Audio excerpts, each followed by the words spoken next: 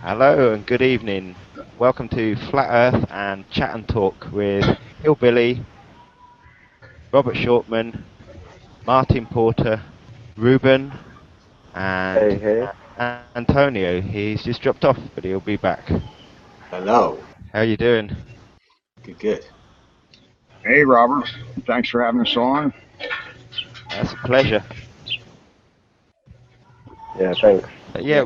getting on to that, what we were talking about just before it went live, we were discussing this event that they're doing in Manchester at the moment, and whenever they do these simulation events or training events, which they call them, many times there's always been the situation of actual events concurring after these things happen, and it's that is why we need. I'm putting the information out now, so if something and there is a pre-training event to this, then this will all be recorded and it will be there as a warning to other people because this stuff does happen and it's happened many times before and not necessarily people have recorded it before it happens. Yeah. So this is a good time to bring it up. 7-7's a good example of that. There's a recording Exactly. online you can find where a gentleman says, "Oh, this is part of a training simulation," and someone actually took our training simulation and made it active. And it's like, no, Yep. it's, Yeah. I it's got too. the information from Dabu77. That's where because I don't watch the news and don't listen to the news, therefore I'll get it to a party that I know it's just be one piece of information that's not going to be filled full of rubbish and spin and propaganda. It'll just basically say what it is and that's what it is. Mm. And that's happening tonight. So if you're in Manchester area and you see helicopters flying over, don't be surprised because that is Crisis actors running around. yeah they've not You, declared what they said they were going to declare Mm.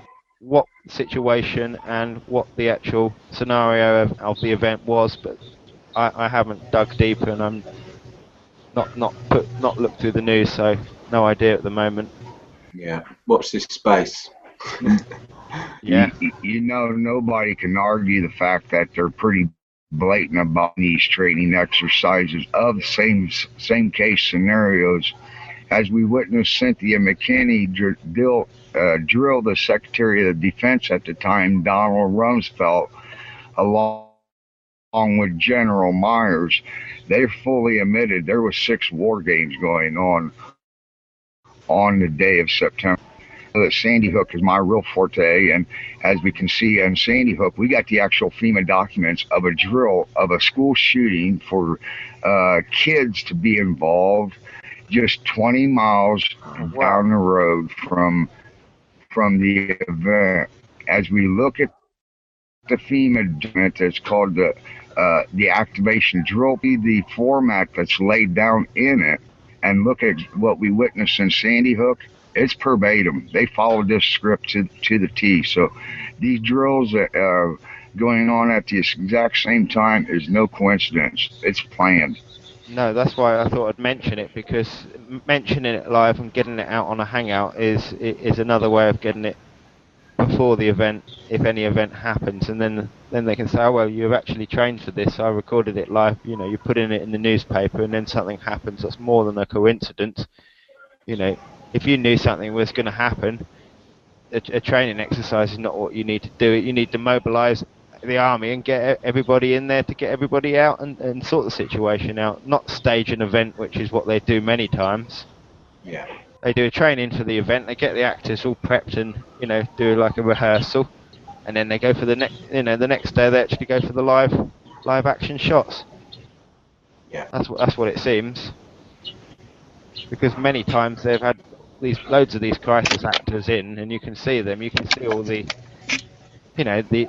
put various links in these web articles, for these actors to apply, and then you read through it and you think, wow. So yeah, they discreetly ask for people to come and do these events, and even in places like Cambridge, they used to do events like that. Nothing ever transpired from it, but they still did these crisis events, at Marshall's Airport. And when I was younger, in the air training corps, they used to take part in it. So I'd go along. This was in the airport. They'd close it all down, the whole airport, set up in an evening. They'd wheel out one of the old plane wrecks, you know, and it's got all seats and everything in it. You would go into the area, and all the medical teams and all the fire brigade and everything else is all set up ready for the event. And you get, you know, all line up. You get given a card, and on that card has all the medical symptoms that you're going to be having, you know, so whether it's this and that and other things. And then that will in turn, that's what you've got to play. You've got to play those injuries. So if you've got like a scar, they'll make a scar on you. If you've got a broken back, you know, you can't walk, can't move, you'll just be sitting there. And, you know, so I actually took part in one of these events, and, you know, many years ago, and, you know, they go on, but what it is they, in recent years, they've actually kind of thought, well, this is a great way of getting the event going in the actual area, and actually either simulating it before so people think nothing of it, or doing that so they can prep themselves in advance of doing it. Yeah. It's pretty interesting. Yeah, they seem to have banks of footage now, don't they? Because they're just making films. They've trained us all on movies, haven't they? We grew up watching movies, whether it was shuttle movies, moon landing movies.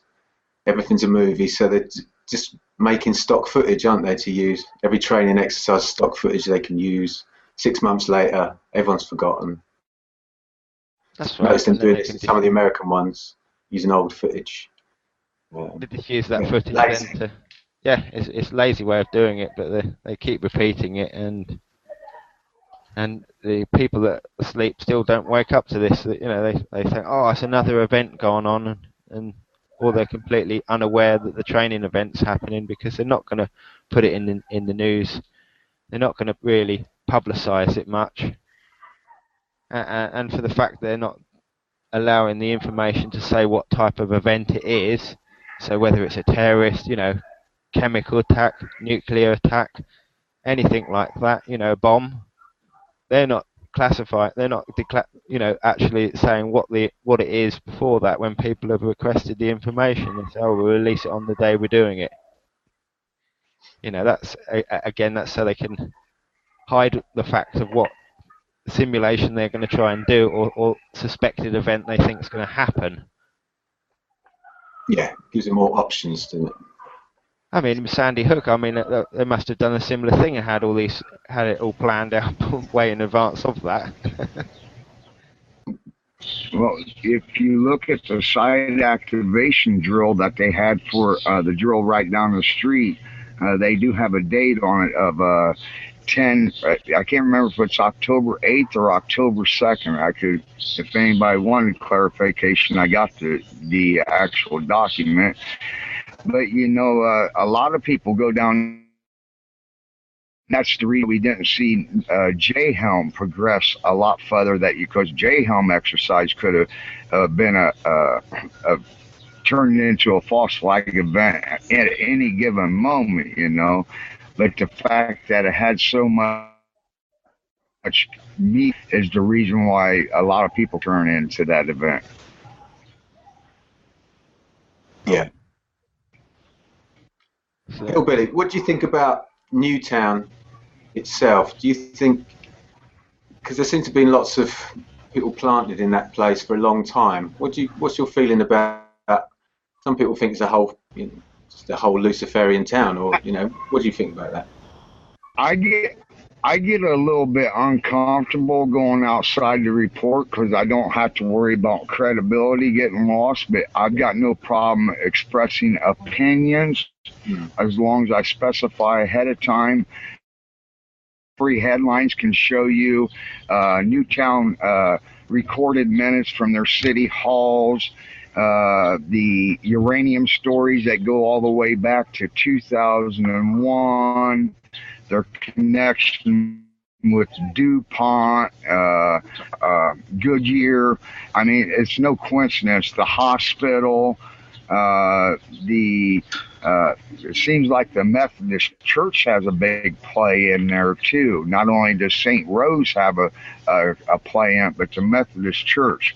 But if I had to sum Newtown up in a small phrase, a bunch of criminals.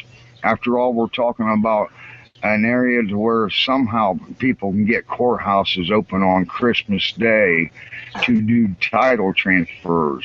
That is not one of the bogus stories out there. That actually happened. Court records are public records, and anybody can go check it out.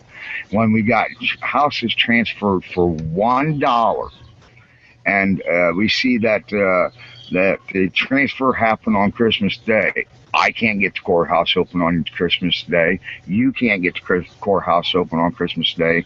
So only the corrupt can get the courthouse. Only the bank robber can get the safe open after hours. You know, it stands to reason. So when Dr. Carver said, I hope this does not come to fall on the heads of the people of Newtown, we know exactly what he meant. That's why we see Jonathan Rice, or Richie Rice, excuse me, like Rice staff fires, get demonized and labeled a criminal for a simple actions of saying, we were owed an explanation. What did you mean by that, this particular term? I hope it doesn't come to fall on the heads of the people of Newtown. Because as we see the aspects of visitors just going visiting town, you go there, you get to cold shoulder. Just say the word Sandy Hook, and the police is at your looking over your shoulders. We've seen what happened to Wolfgang Halibitz's visit to a Catholic church. Here's a Catholic man, a senior citizen, getting bullied like this in Newtown, Connecticut. It's a town of intimidation. Oh. I mean, they do that to many people. Soon as expose any event like that and try and make it public, they'll do anything in their power to try and shut that person down. Wow. And they kind of succeed, you know, because they can, you know, if you've got kids, they can do something to your kids. You know, if you've got a house, they can try and pull something on your house. You know, do you end up paying for something, or you end up having no house because of what they do? Well, you know, they'll get you through the criminal side, which is the other way that they do it. You know, which is make everyone poor, make people strive, and then get you into that system anyway. So it's a kind of vicious circle to lock you in. They love to push that.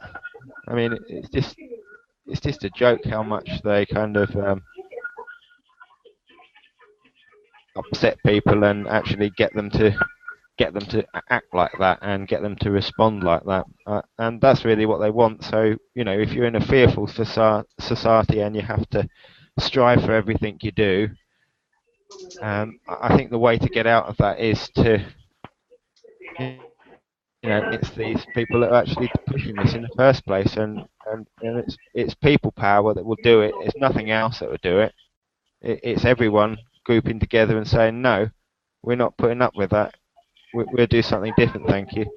Yeah. And what it is there's not enough people doing that, and that's why there's not enough action, and everyone just lets it go.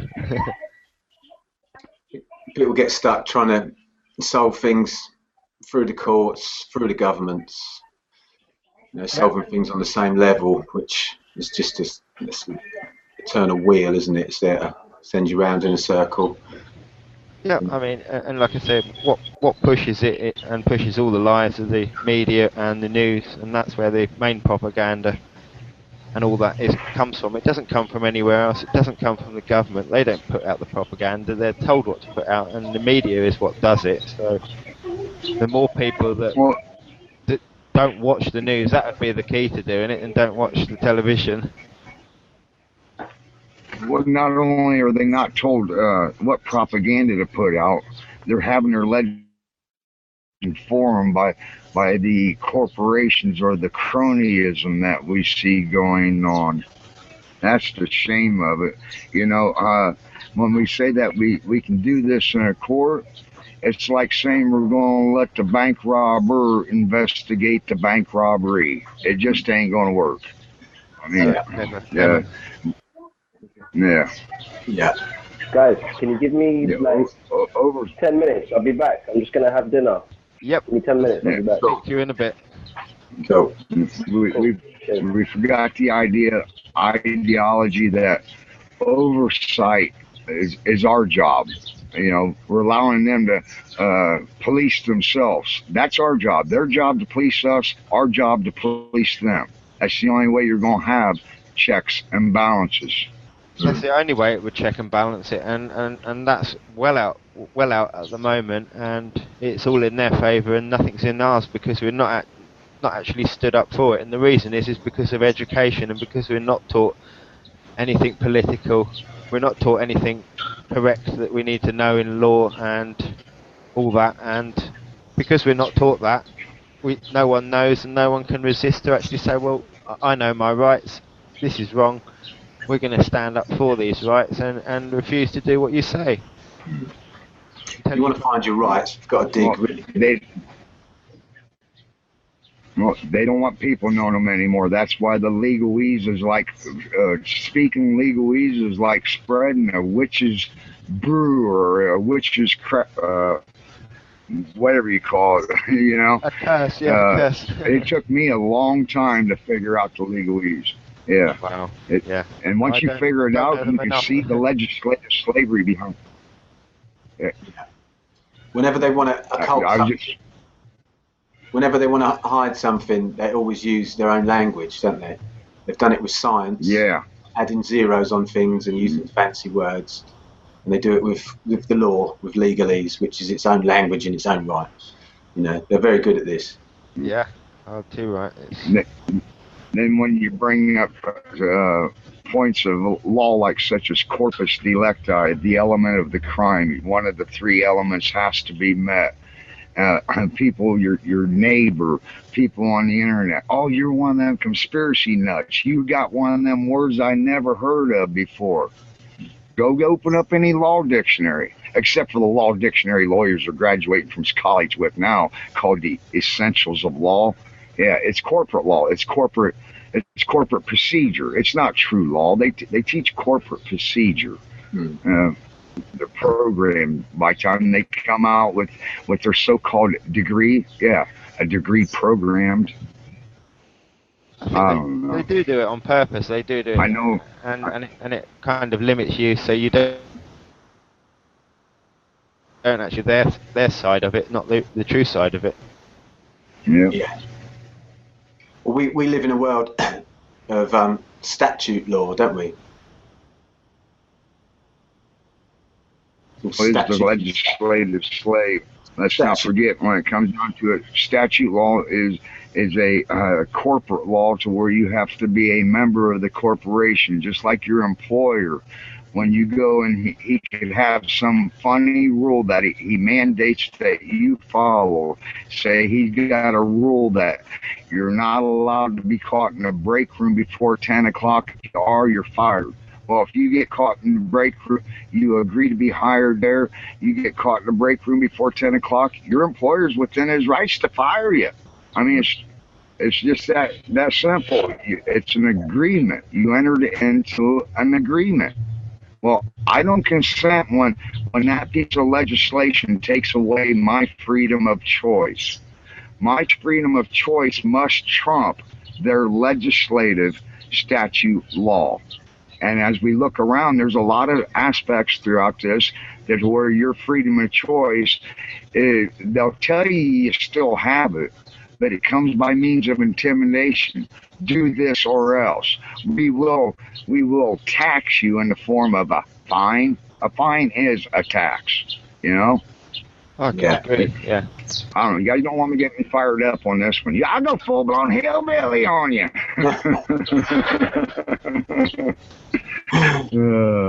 It's all to do with it's the straw man laws, isn't it?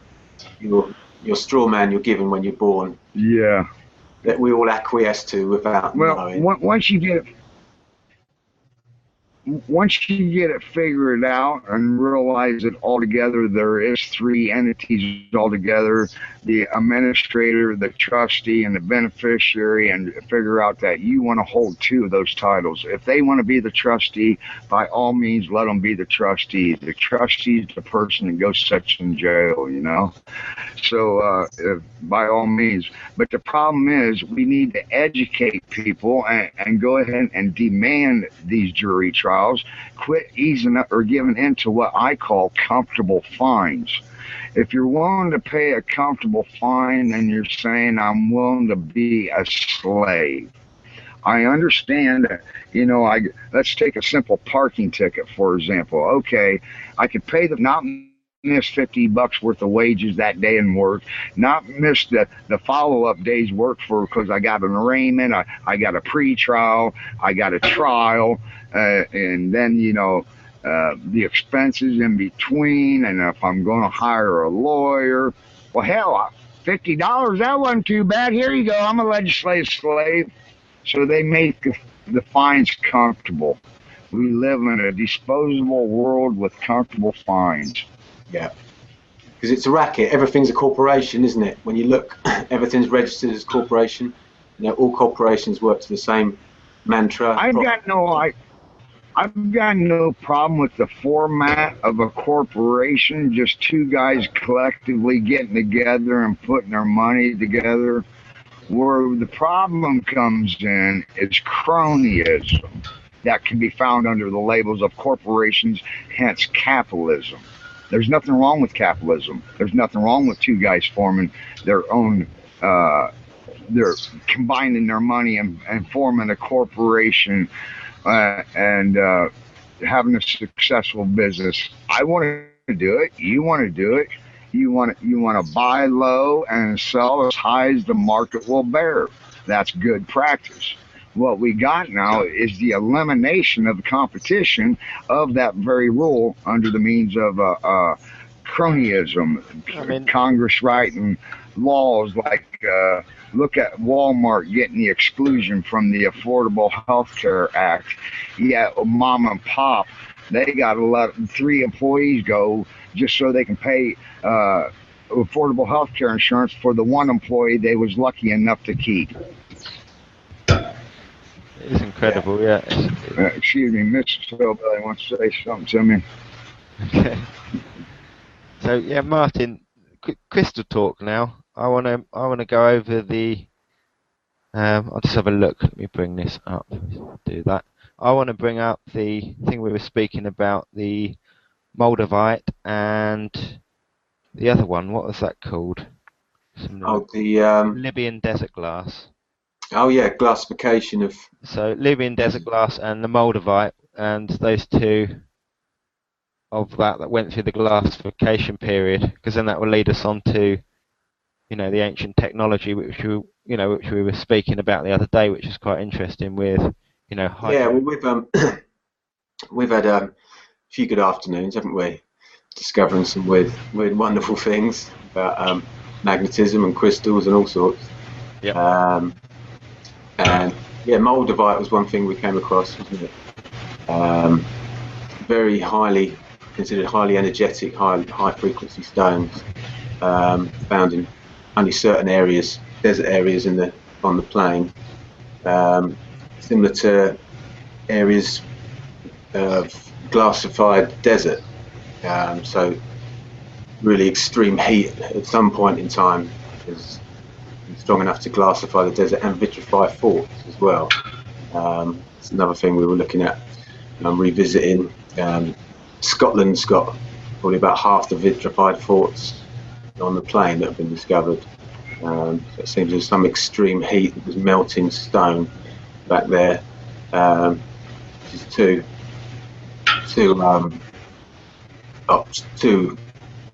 different schools of thought, whether it was either cometry or ancient nuclear war or something else, maybe.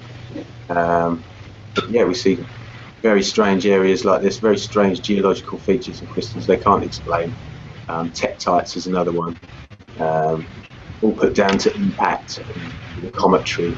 With the flat Earth perspective, we know that's not really there's not big boulders coming in from infinite space, dinosaurs. So, yeah, just a few more mysteries that the ancients seem to have solved. We're left to undo the riddle.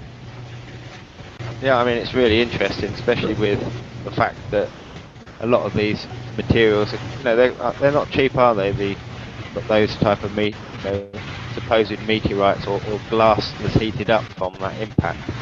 Now, Yeah. if we're saying that impact, then the most likely thing would, if something had come from above, it's likely come from the dome or within the firmament, or an object within the firmament. So something that's within that position. If we're assuming that the sun and the moon are within that, or something is within that, then it could have been from that type of object. I mean, Yeah. I mean, there are biblical references to these type of events, and then you're physically finding this glass. But again, the interesting thing is, because they've hidden so many facts about crystals and all the powers that you can get from natural things on the earth, simple things like water.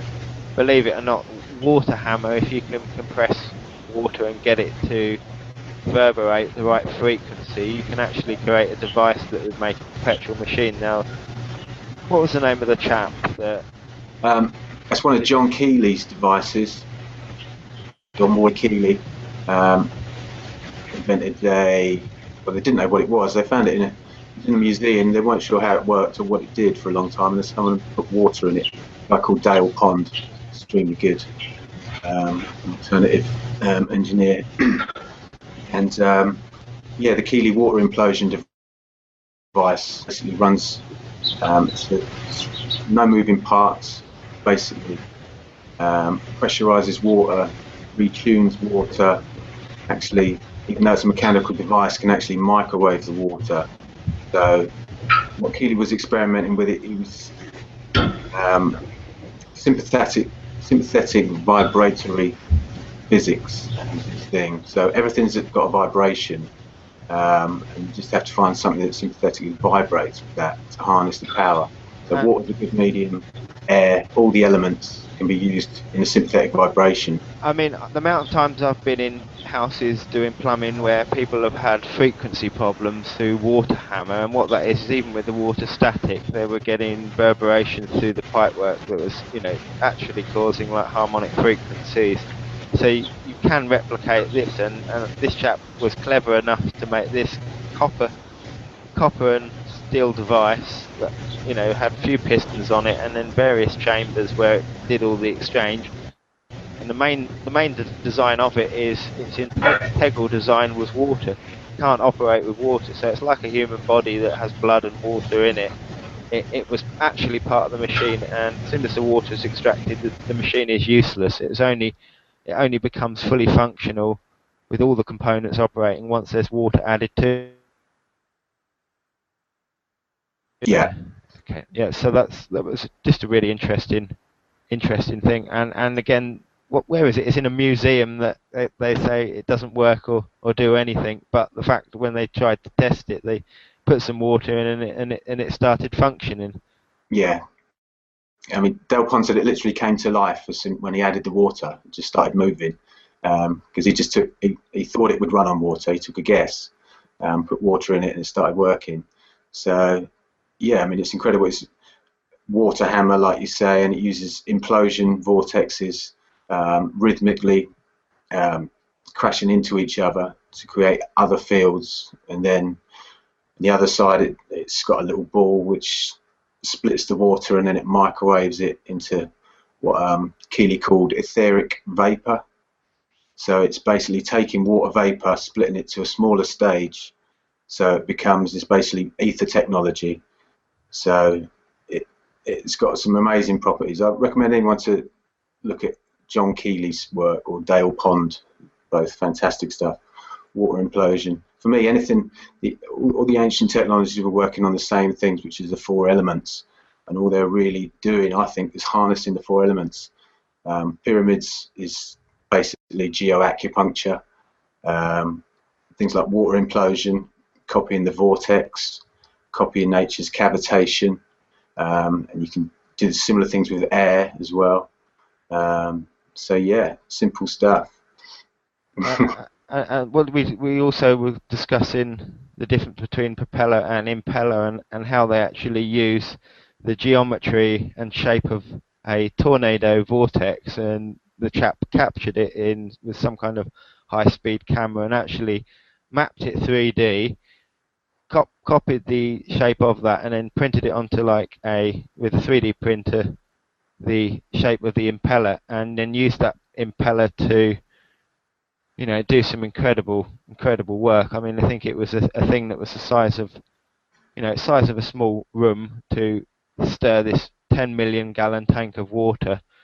And his device, I think it operated of 12 volts, and it was the size of a shoebox with the impeller thing turning on it, and it did exactly the same job. So it was as efficient as that. So yeah, why they wouldn't use that on technology as windmills, as water turbines, as anything like that pushing water to get 30 to 50% increase efficiency and reducing the electric bill. The reason they don't want you to do that is, again, they don't let free energy devices out.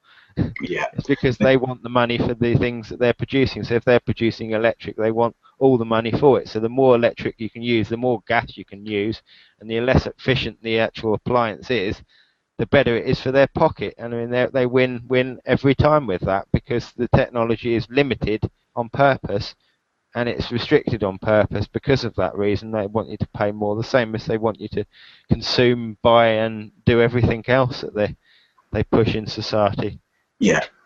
So again, linked to the corporate model, so everything's corporatized. So no corporation wants your bills to go down. No corporation wants you to buy less of their stuff. So General Electric and Centrica aren't out there desperately trying to get green energies going to get your bills down. It's just not happening.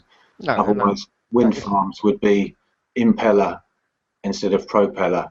We've got 2D flat propellers in all our fans, and if we just simply bent the fans a little bit, we can have impellers, and again use the air in the nature's vortex to make them at least a third more efficient. I mean, they took the example. They took the propeller off and put the impeller on fans, and it was average of 30% more efficient on all the fans they did it on. So that that is the reason they're not doing it, not because of technology and not because of design, because of restrictions, and because they want to push the same thing out and keep it with the same basic technology, the same as we've got petrol cars, and we're not using free energy cars that just run off water, produce carbon dioxide. Yeah, water we can do so much with water. We can run our cars on it for a start, but it's the tip of the iceberg. It really is. It is, and it's the same with all elements and the elements that we don't know about that they say doesn't exist but do.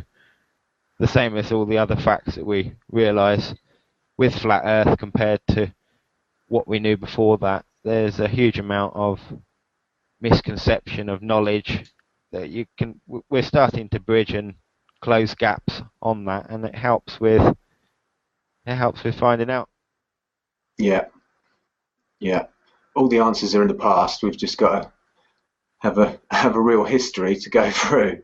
But really, history's been occulted better than anything. So it's a bit like flat Earth. It's synthetic time, and you've got to really use your eyes to find history. Use your eyes and your intuition, because the books and the timelines aren't going to really help you. They're just going to confuse things. But the heresy that pyramids are tombs, for one. This is a ridiculous thing that's still taught in school, and these are clearly machines. Pyramid, fire in the middle. Absolutely. I mean, the design of the base of the pyramid is a thing called a hydraulic pump, and you can actually physically make a hydraulic pump just with water differentials and pipes, and they use this type of device.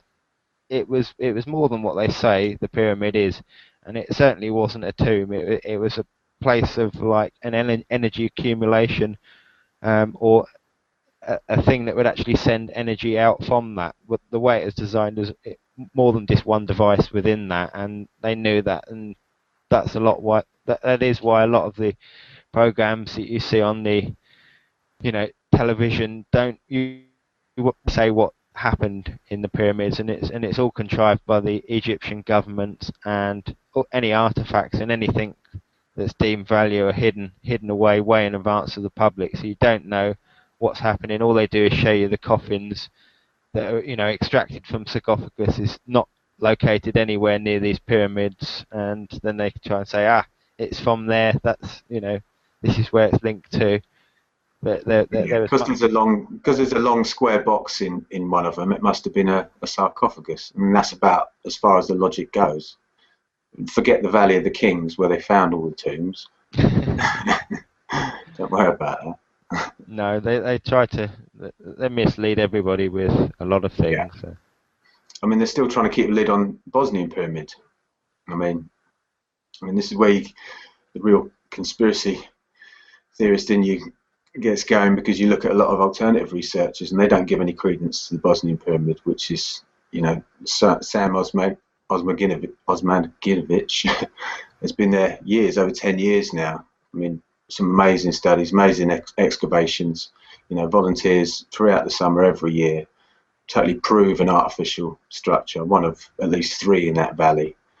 And yet people like Graham Hancock and Hatcher Childress say there's nothing to see there, because all the alternative researchers are running around Göbekli Tepe. Yes, that's so are we being led astray again? Antarctica, they say, no one's ever lived there, no one's ever done anything, and that's the way they want to keep it. That's why they say no one's ever done there and no one can actually ever go there, because it's clear that they're hiding things, and it'd be clearer that they would, if there was ancient technology. I mean, the Nazis thought it was important enough to go there and do what they needed to do to take over that portion of, Neuschwaben land. They took that section over.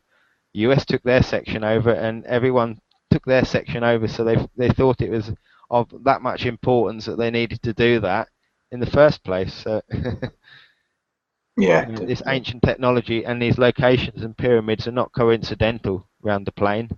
They're positioned these places on purpose, and there's various designs through the years, and they've found various places. But if you look on any type of map we have, they're all spread out everywhere. They're not just in certain locations. They're China, South America, North America, in places, and then there's places where they think they're pyramids have just not been uncovered, and then then there's these mountainous regions in Antarctica that look like pyramids, or there's areas that could be, and then they've worked in these areas and found strange anomalies and magnetic anomalies in these places.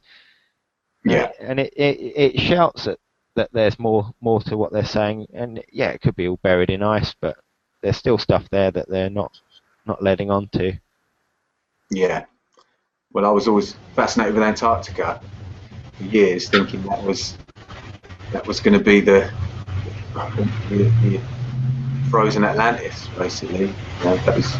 Well, it could well be. It could well be the frozen Atlantis, or it could be the land that they go on about, because even with the maps, we know the maps don't line up, and we know that north could be further north and south could be further south, and that would lead to where these locations would be, and all we've got to do is travel to that.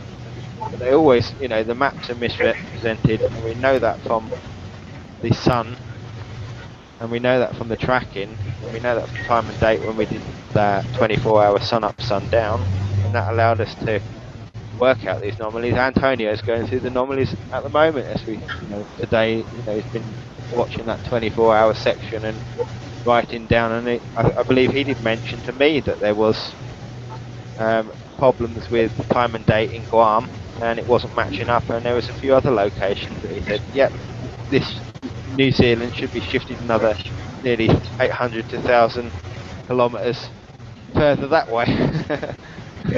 And just by that, you'll find a lot more. You'll find a lot more anomalies as well. I just ran across one of them with Robert Plant and myself. We was talking, and somehow we stumbled across he's supposed to be 700 miles to my east, as the globe points it out, but yet he's one time zone behind me to my west. So how is this possible? And just to confirm it, we went ahead and pulled Google Map up. He lives in Bogota, Colombia, right? And if you draw a straight line off the map from or over the so-called globe, uh, up straight up north, you'll see that it runs into New York City when it makes landfall to the United States. I know for a fact New York City is 700 miles to my east, but yet he's in the central time zone, which is 30 miles to my west, which is actually west is that way from me. That, hey, there's my Bedford Canal back there, people, and that runs true north and south. So when I said that I see the sun come up in the northeast, I'm judging that off of what we can prove that canal to be true north and south. So you heliocentrics out there, that's my west, that's my northeast, and that's the direction the sun's rising right there. Busted. I mean, they say that there's been. You don't believe me? I'll tell you the next. Whoa, sorry about that. They say there've been anomalies with, you know, the sun supposed moving, but I'd say more the fact that there's been, you know, it's because we're detecting anomalies with the fact that the sun doesn't match up with the map rather than the sun changing in respect to that. And I think, you know, with geoengineering, that's where the problem is. There's so many companies out there. You only have to do a simple Google search. I mean, I just looked today and I, you know, stumbled on some basic ones, and I think this one was in Texas, I believe. Yeah, here we go. This is it. I'll read from it. This is Texas Weather Modification Association. It's the Tranpico Weather Modification link here. The 2016 season has started. The report for 26th of June. The West Texas Weather Modification Association, an operation of cloud seeding programs that operate over 6 million acres in the Texas weather position. The primary goal of the program is to enhance rainfall in the, you know, so this is what they want to do. They're enhancing rainfall, but they're not telling you all the other factors that they're doing in between, and the factors that they're using these VHF pulse radar system, which can manipulate the chemtrails and manipulate the cloud seeding, and that's also been proven that when they fire these pulse radars up, if you've got the wrong system coming over, that can aggravate the storm, and you can end up with a lot more than you started off with, and it happens over a period of 24 hours after that's been fired off.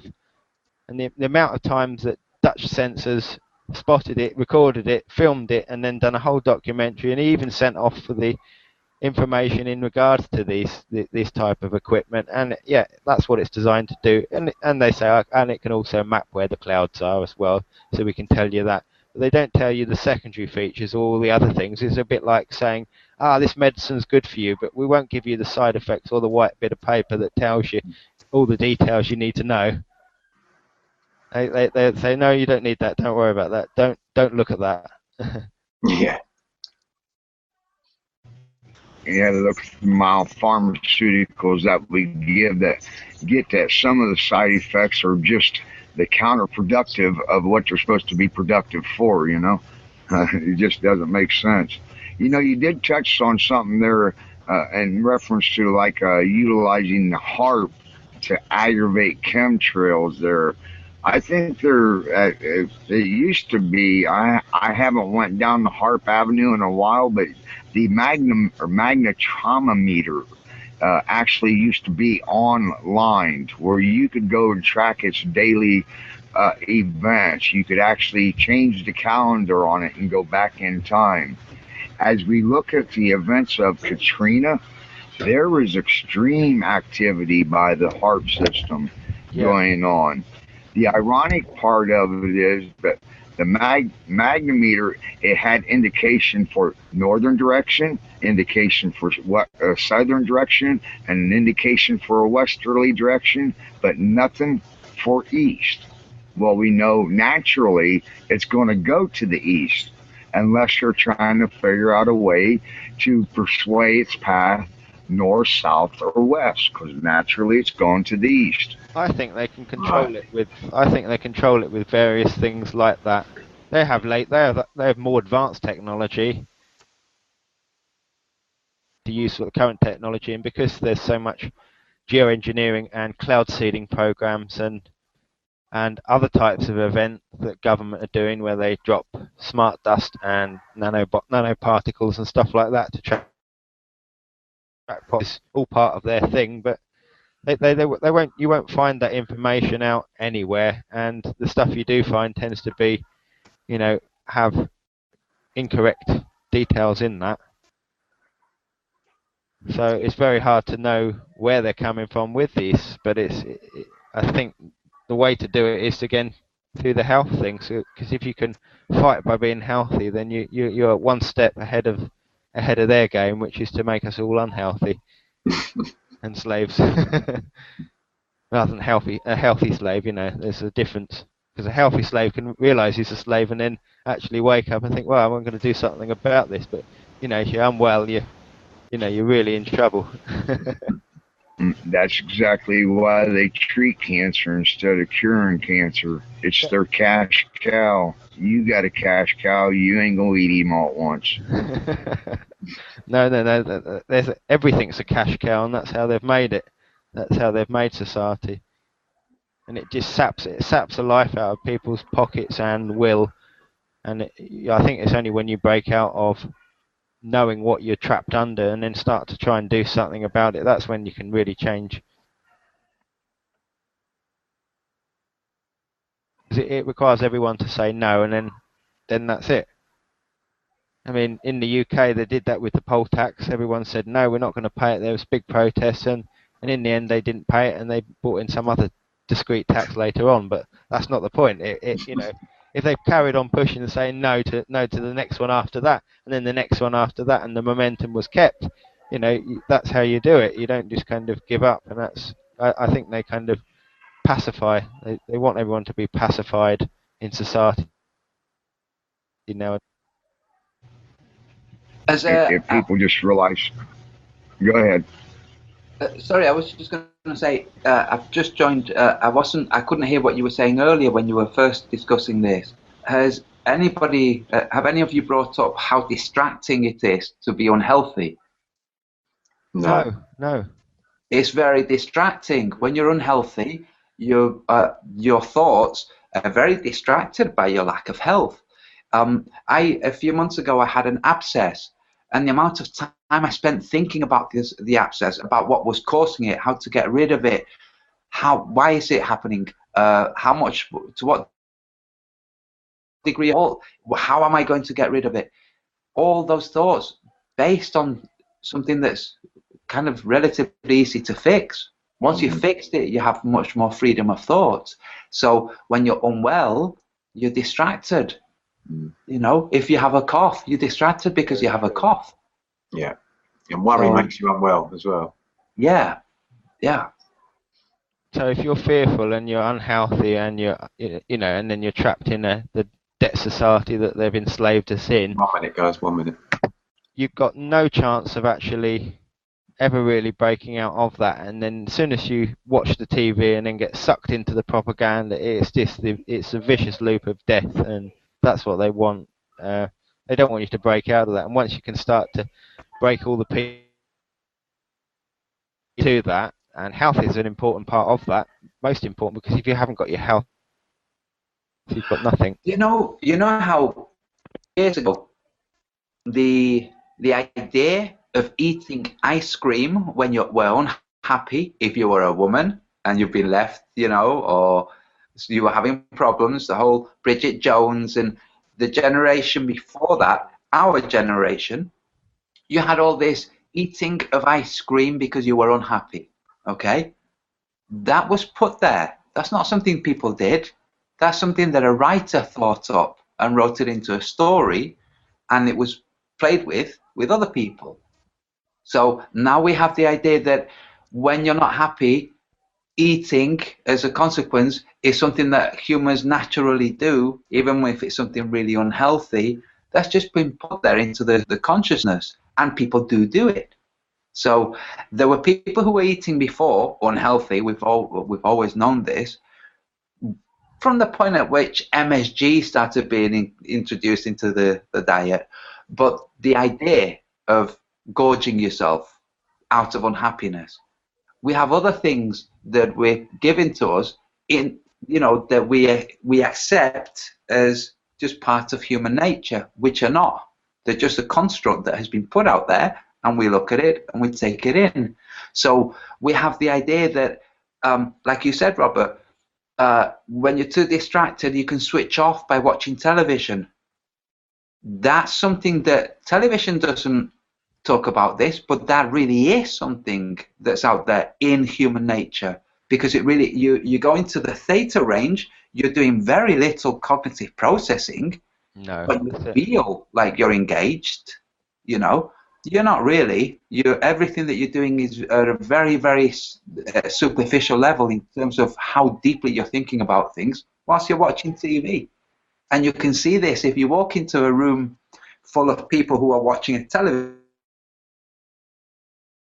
program, and you just watch them. If they're really engrossed, the faces that they'll have will be, that would be the face. It won't be, you know. I know, it's incredible. You're so right. Yeah, I came back from Spain one time, okay? So I walk in, I've been away for 6 months, I'm there to see my family. I've just arrived back, okay? I've got 3 sisters, a brother, my mother. I walk into the house, and they'll go, shh, because we were watching a film and it was just coming to the end, okay? So it's like, oh, okay, this is nice. And I'm watching them, and I just realized they're all in a trance. That's what's happened. So when I've arrived, it's like, oh, no, I don't want to come out of this trance. And they're in that state of hypnotized and yeah, you know, yeah, brainwashed, basically, isn't it?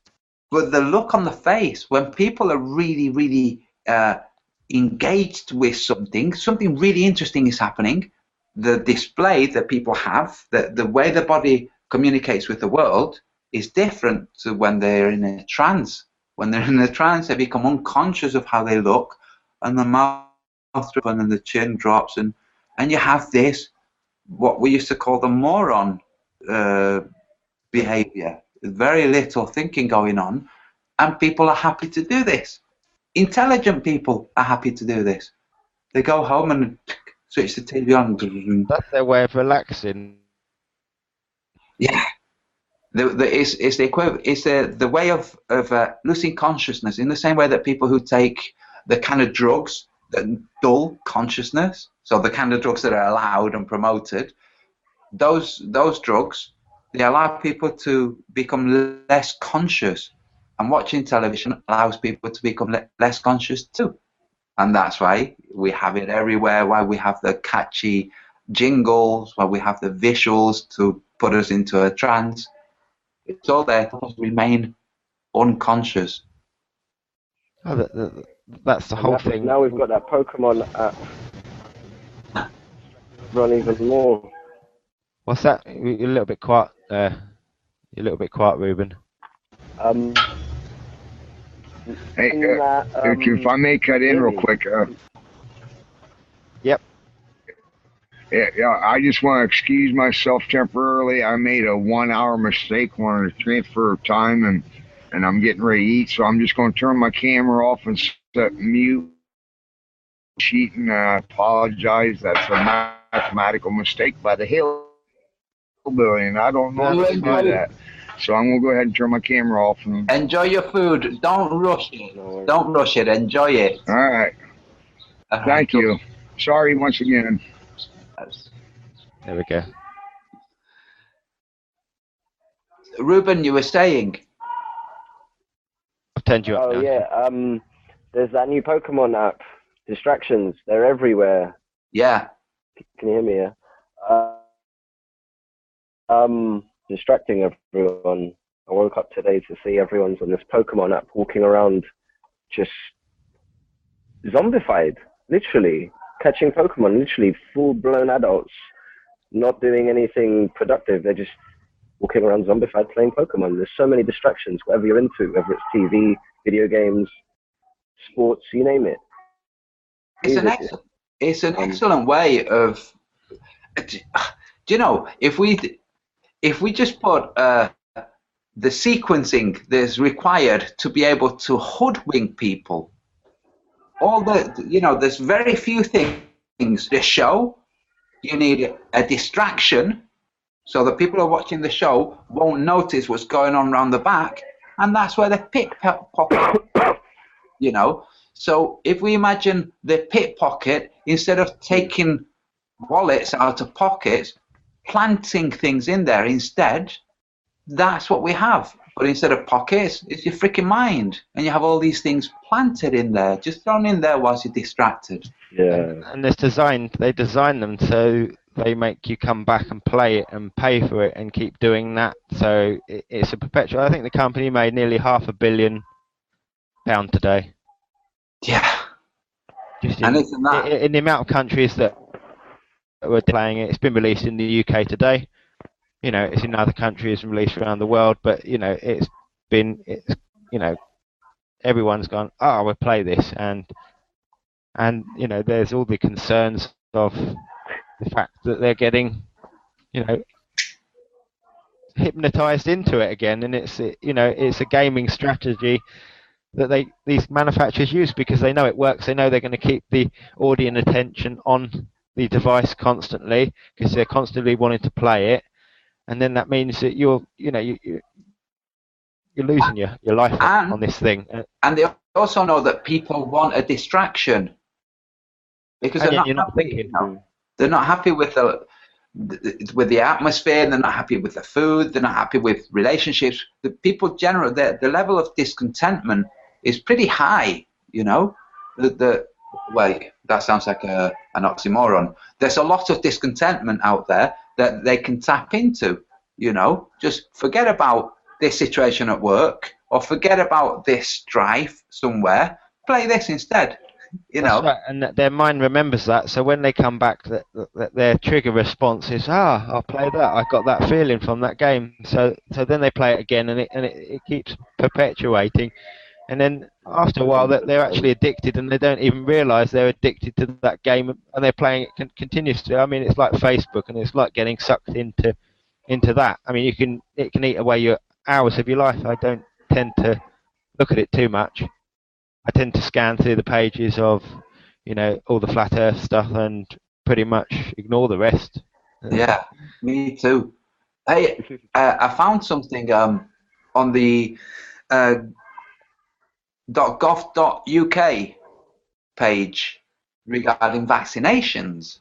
Did either? Yeah, you saw it, Ruben. Yeah, that was incredible on that Facebook. Yeah. Yeah, the government has an application process if you or your child are damaged by vaccinations, where they will give up to £120,000 if your disability is of 60% or more, which means not being able to speak or not being able to walk. Pretty high level of disability. This means they know that vaccinations, it's no longer a debate. They've set up a fund. They've set up a process for people to apply for the child damage to be compensated for. You know? Yeah, so people are distracted away from finding stuff like that. Got the dog barking. Venga. Venga. Barking, man. Sorry, guys. That's okay. Someone just buzzed my door and... He's happy to see you. Yeah. Oh, he's lovely.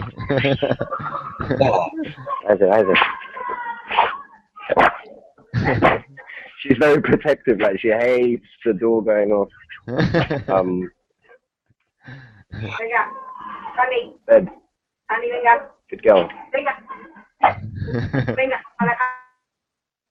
Is that Spanish I hear in the background?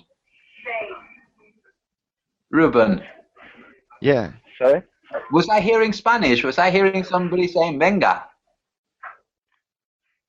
Yeah. My partner's from Peru. Oh, cool. Speak to the dog in Spanish. Yeah. I thought I'd heard some Spanish there in the background. Cool. Yeah, loads of chemtrails as well. My girl's just put it out. I mean, I've not had much. I mean, it's interesting. You've had lots, Antonio, up your end, and yeah, Cambridge have not had any movement on London. Oh wow, you can see them, yeah. Yep. Did I just see the moon as well? Yeah. Yep. There she is. Yeah.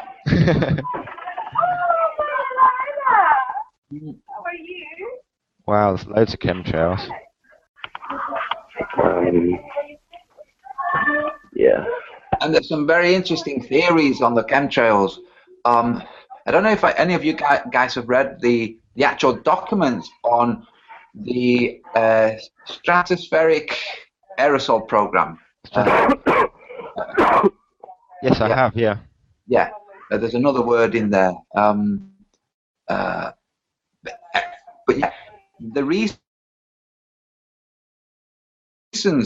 for them and the extra things that they can be used for. The list is really big, you know. It's not just, you know, reflecting solar radiation back into space to cool, to help with global warming. There's many other applications that they can do with that. A whole range of things that, you know, to anybody who doesn't have a physics degree would be like, what the heck is this? Which is how I read them.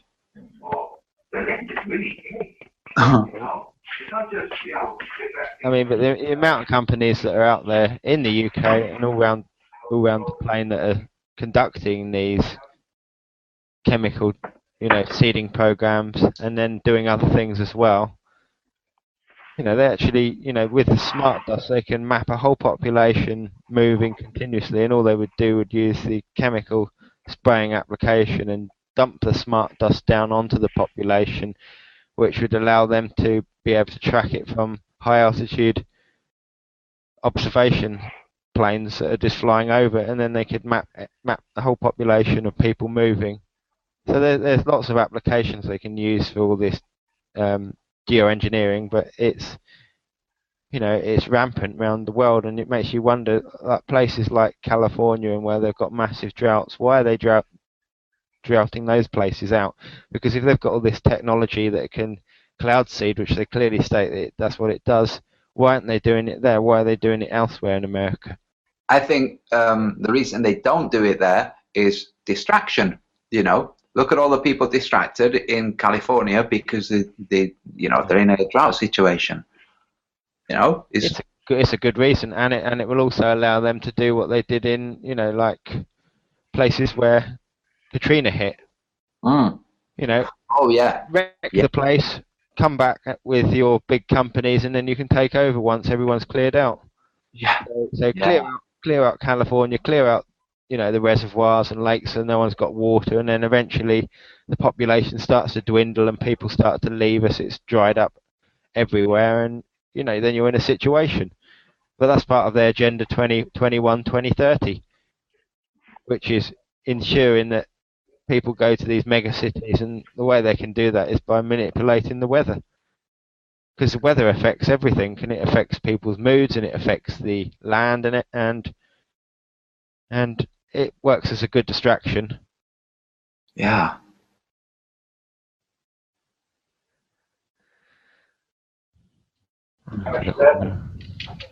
I think we need some elevator music in this.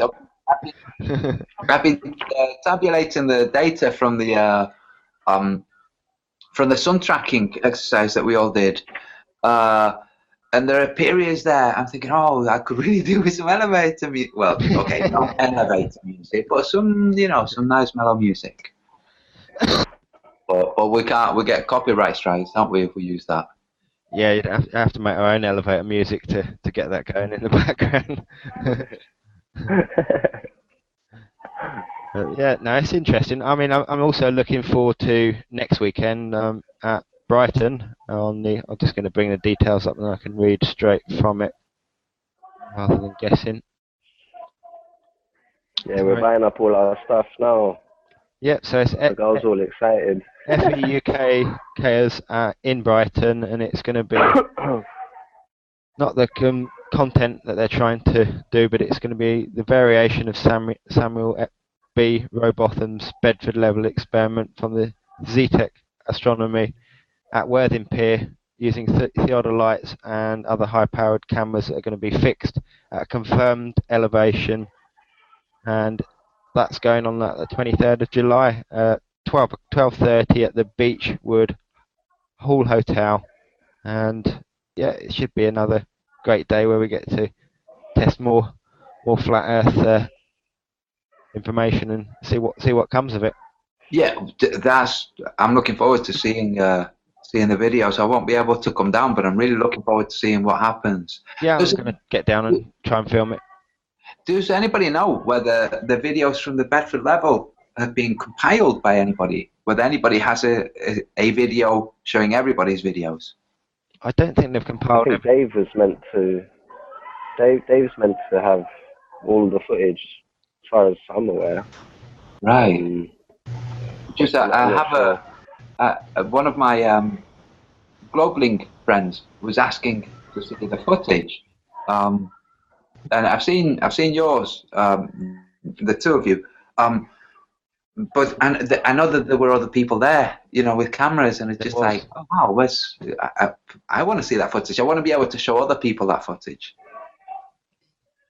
Yeah, I think it was the two people that had the P900s and one P600. That's the footage that would be key to it, because I mean I did film part of it at that maximum distance, but yeah, getting the whole 15-20 minute sequence near the end, that's the thing. I mean that's what I'm going to really concentrate on the next meet, which will be at the 23rd of July next Saturday. So that's what I'm going to concentrate on, getting the end footage, which states it, not so much the beginning where everything's setting off. Just get the kind of end results and get as much on that as possible.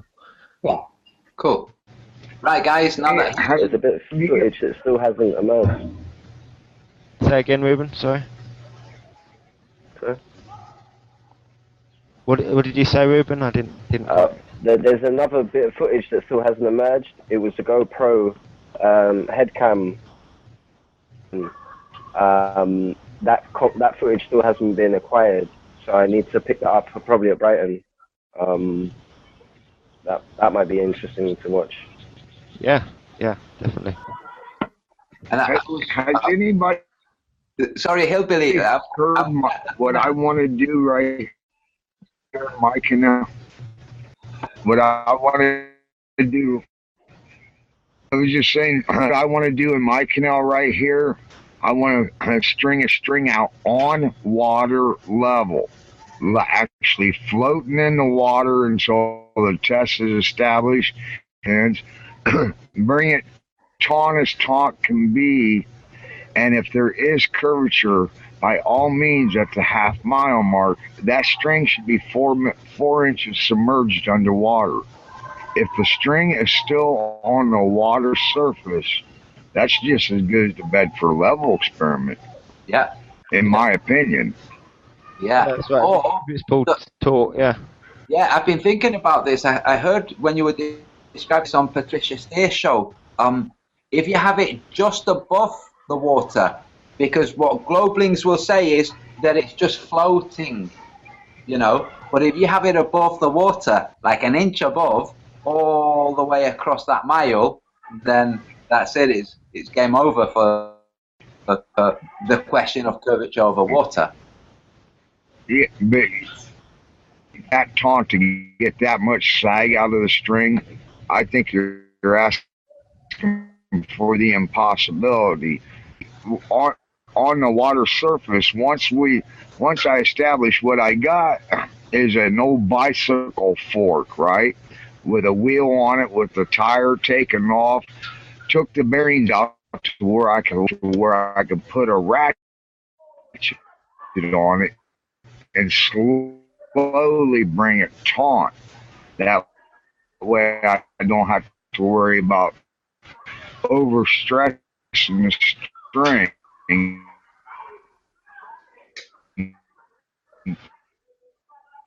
And once they can see that it is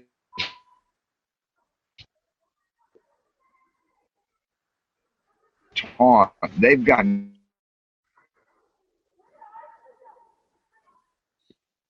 Yeah, it's definitely breaking up. Yeah. Hey, listen, guys. I'm going to go and have some food too. Now that Hillbilly's come back, Okay. my Take care. food's ready. Speak So to you later. Go for it. I'll do the same though. I'll Take care, Antonio. and I'll Enjoy. be. Speak to you soon, buddy. See you in Cheers. a bit. Bye. Yeah. Okay, yeah, Hillbilly's dropped out. Yeah, I think he had problems with his connection. There we go, he's coming back. Yeah, cool. He refreshed. How you doing, Hillbilly? Back again? Sorry about that. Appears I lost my connection again. Yeah, you're much clearer now. Yeah. It did get a bit broken up. NSA Toby, got me. what were you saying about the wheel and the thing? Because that was when it kind of broke up and got interesting. I said I took a bicycle wheel and I took the bearings out of it so I can lock it up. And then I take a ratchet and I can use the ratchet to turn the wheel. That way I can get it taut, real slow, real tight. And then I take their floating argument out of the equation. Just like trout fishing, we watch our string float on top of the water until we actually catch the trout, and then the string gets submerged as soon as tension is applied to the string. So at the half-mile mark, by all means, the string should be 4 inches underwater. Yeah, that's brilliant. Yeah. I mean, if you had a powerful enough laser, you could, again, if you could focus the beam at that mile point and to ensure that the beam at the end was focused rather than it splaying out, you could prove that instantly. But the trouble is, laser light splays out at the distance, and that's why it's, unless you've got a really super powerful laser, it's not going to do that. So stringing. That's what I was going to say. Being in the excavating trade, if working with pipe lasers, not a rotating laser, but a pipe laser, I think the pipe laser would be the laser of choice if I was going to do it.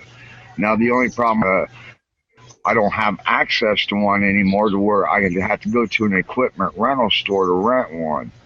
We're talking about a machine that costs upwards of $13,000 to hover it above the water surface.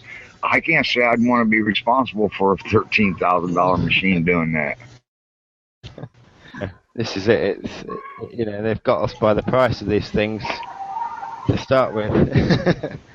Yeah. Too expensive, and they don't allow you to have them. And if you had one, you wouldn't really want to risk £13,000 in a go. That's not going to be good for the bank. Now, I would trust the rotating laser for the reestablishment of sea level to try to find the arc, not the curvature ratefall, but the arc in any one given mile. Yeah, as we utilize these purposes to construct roads and parking lots, and when we build arc is measurable. It's hardly visible to the naked eye, but it's definitely measurable to that rotating laser, and it may be rotated enough for that, just for the simple fact it's not benchmarks. So as I transfer my benchmark, I can also transfer my laser to remove any distortion, any argument that light bends. Okay, if you're saying light bends, I'll just, every time I transfer my benchmark 660 feet, I'll also move my laser 660 feet. That's right, and you'll be able to get therefore I'm no longer all the way along. And I'm receiving several arguments that it can't be done. Sure that it can be done. I challenged anybody. I got the $1,000 challenge out there to confirm it. I'll transfer a benchmark from one town to another, and when we get to the second town, I'll tell you of the benchmark that you can look up and confirm that I'm right. Anybody could pick any 2 towns. Just give me the benchmark or the of the elevation of the first one, and I care less where you one. Only you have pre-knowledge of what the elevation is of the second one. I'll transfer my benchmark from point to point to point to point to point to point as many times as it takes. And when I get to that second benchmark, after I do my final tally, I'll tell you the elevation. That's how confident I am on it. I live so close to the Neil Armstrong Space Museum. You think these heliocentrics would be all vacation on? Prove it wrong. Wow. Yeah, that's why no one will ever take you up on it, because they know that, you know, they know they'd be losing that £1,000 to start with.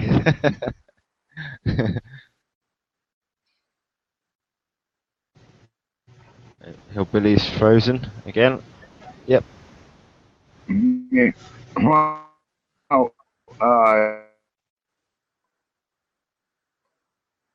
no technical difficulties.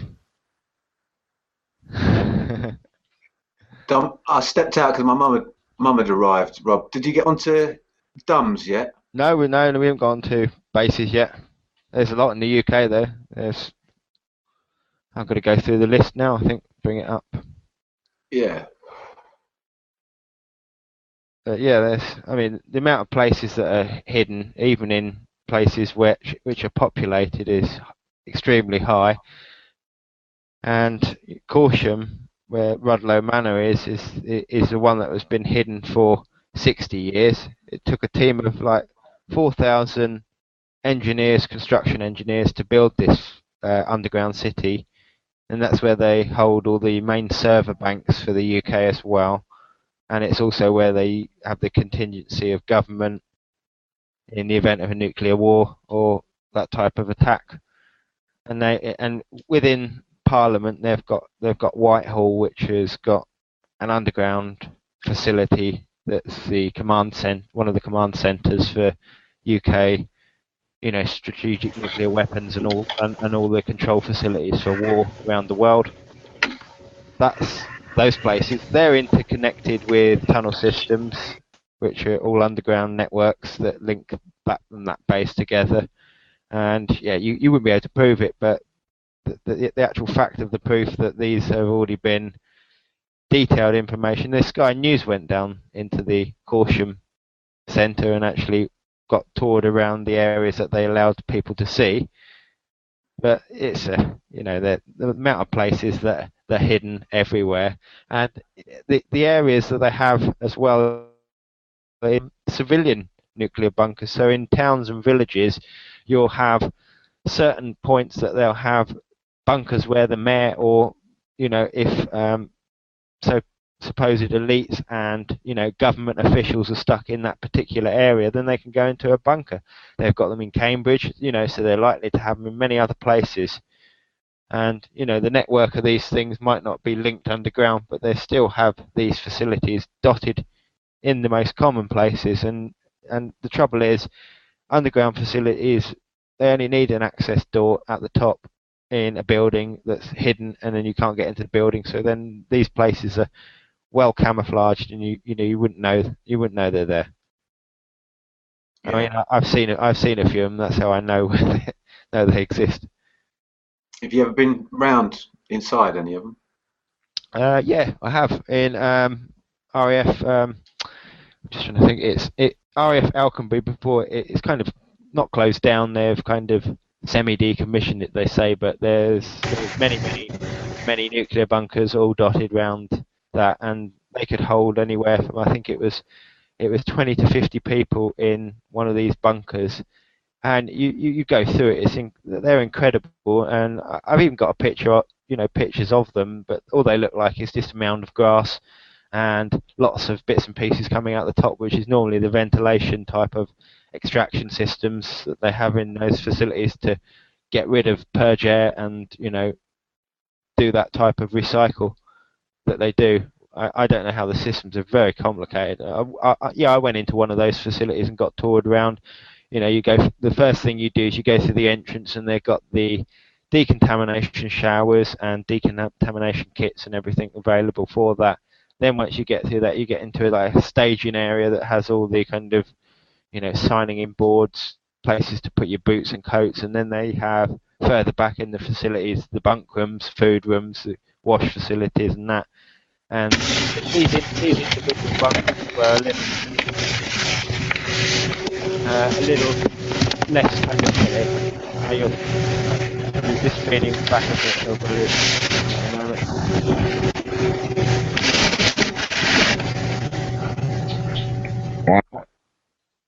That's better. Okay, yeah, thanks. Yeah, so yeah, I mean those facilities are just basic bunkers. They're not the type that the elites would be going in. These are the type the soldiers would be going in, the most basic type of bunkers. But the bunkers they have in all countries, they're advanced and they've got the best stuff in them. Not in America is the best place because they actually build a huge amount of these private facilities that are bunkers. I mean, they've used many of these derelict silos in America where they just hollow out the silo, section the levels all the way down, seal it at the top, and then just have it patrolled by security that monitor it. The amount of times I've seen those facilities and they're well equipped. They're like one area, just bedrooms, swimming pool, cinema, that type of thing on the next level, and then the bottom floor would be like hydroponics, full botany areas for growing stuff and seeding stuff and that. Yeah, they're well equipped. They have them all over. Yeah, obviously Denver in America springs to mind. Yeah, the New World Order airport. The one that was set up with all the can't deny, I completely agree. Yeah, you can't way deny it was the fact, built. Go on, Hillbilly.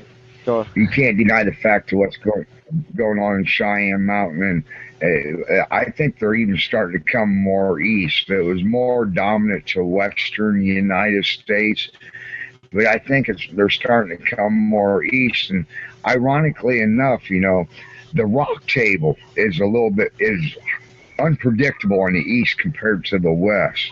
Right. That's why I go down. Yeah, I know I'm about one of the only ones that will go down to that these earthquakes that trying to give credit to injection wells for fracking facilities could very well be underground blasting for the harder formations where we see our rock table come up here on the eastern side of the Mississippi versus the western side of the Mississippi.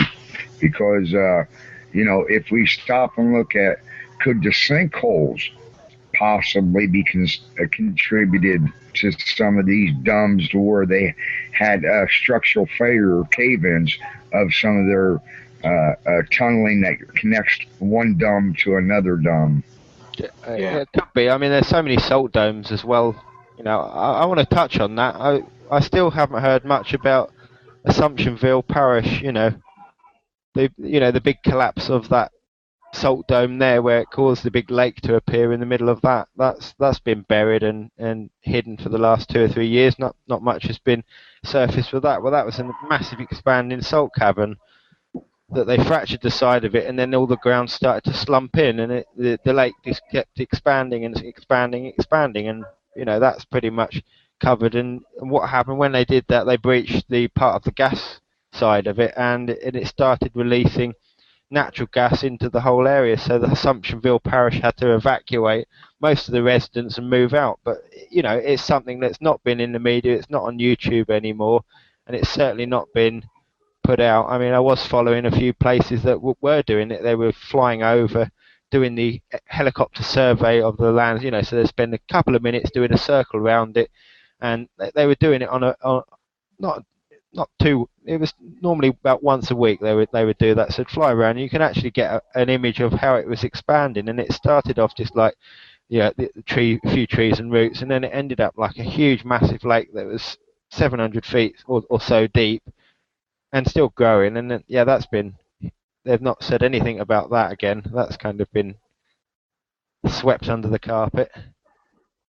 Yeah, no, I didn't see about that. From history. Yeah, I mean, they've just done that with history, and it is history now because no one's really said anything about it, and the residents of that place haven't really been up in arms. They've probably been paid off and moved out. So they probably said, right, the price of your property is worth this. We'll give you twice of it. You move out and don't make a fuss. I mean, not many people will argue with that. You know, and if it's going to destroy a village and a place, the actual town where this bayou is, and all these houses are situated on the bank side, you know, they're all going to require compensation. If they've got that compensation, and part of that is that they don't discuss it further or make any kind of media responses, then they'll just move out and it'll be kept quiet, and the company that did the damage in the first place would have got away with it scot-free, because they'd have got away with, you know, relatively cheap payouts, and compared it would be to actually repair the place and get it sorted so it wasn't kind of sinking away and disintegrating the land and then causing the gas to percolate through the water and the houses. They had gas monitors everywhere, so it was serious when it happened. But yeah, no, you know, like Fukushima, all forgotten about. We've lost your camera, Rob. Have we? Okay, let's have a look. There we go. Back again. Oh, it's just hiding. There you go. That's it. You don't want. Am I going to be the only? You don't want me to be the only one hiding, you see. So you know we've got. That's it. Tonya hiding at the moment, eating his dinner. There you are. Yeah, no, it's interesting. There's a lot of facts out there that you kind of still need to bring up. Yeah, I didn't hear about that.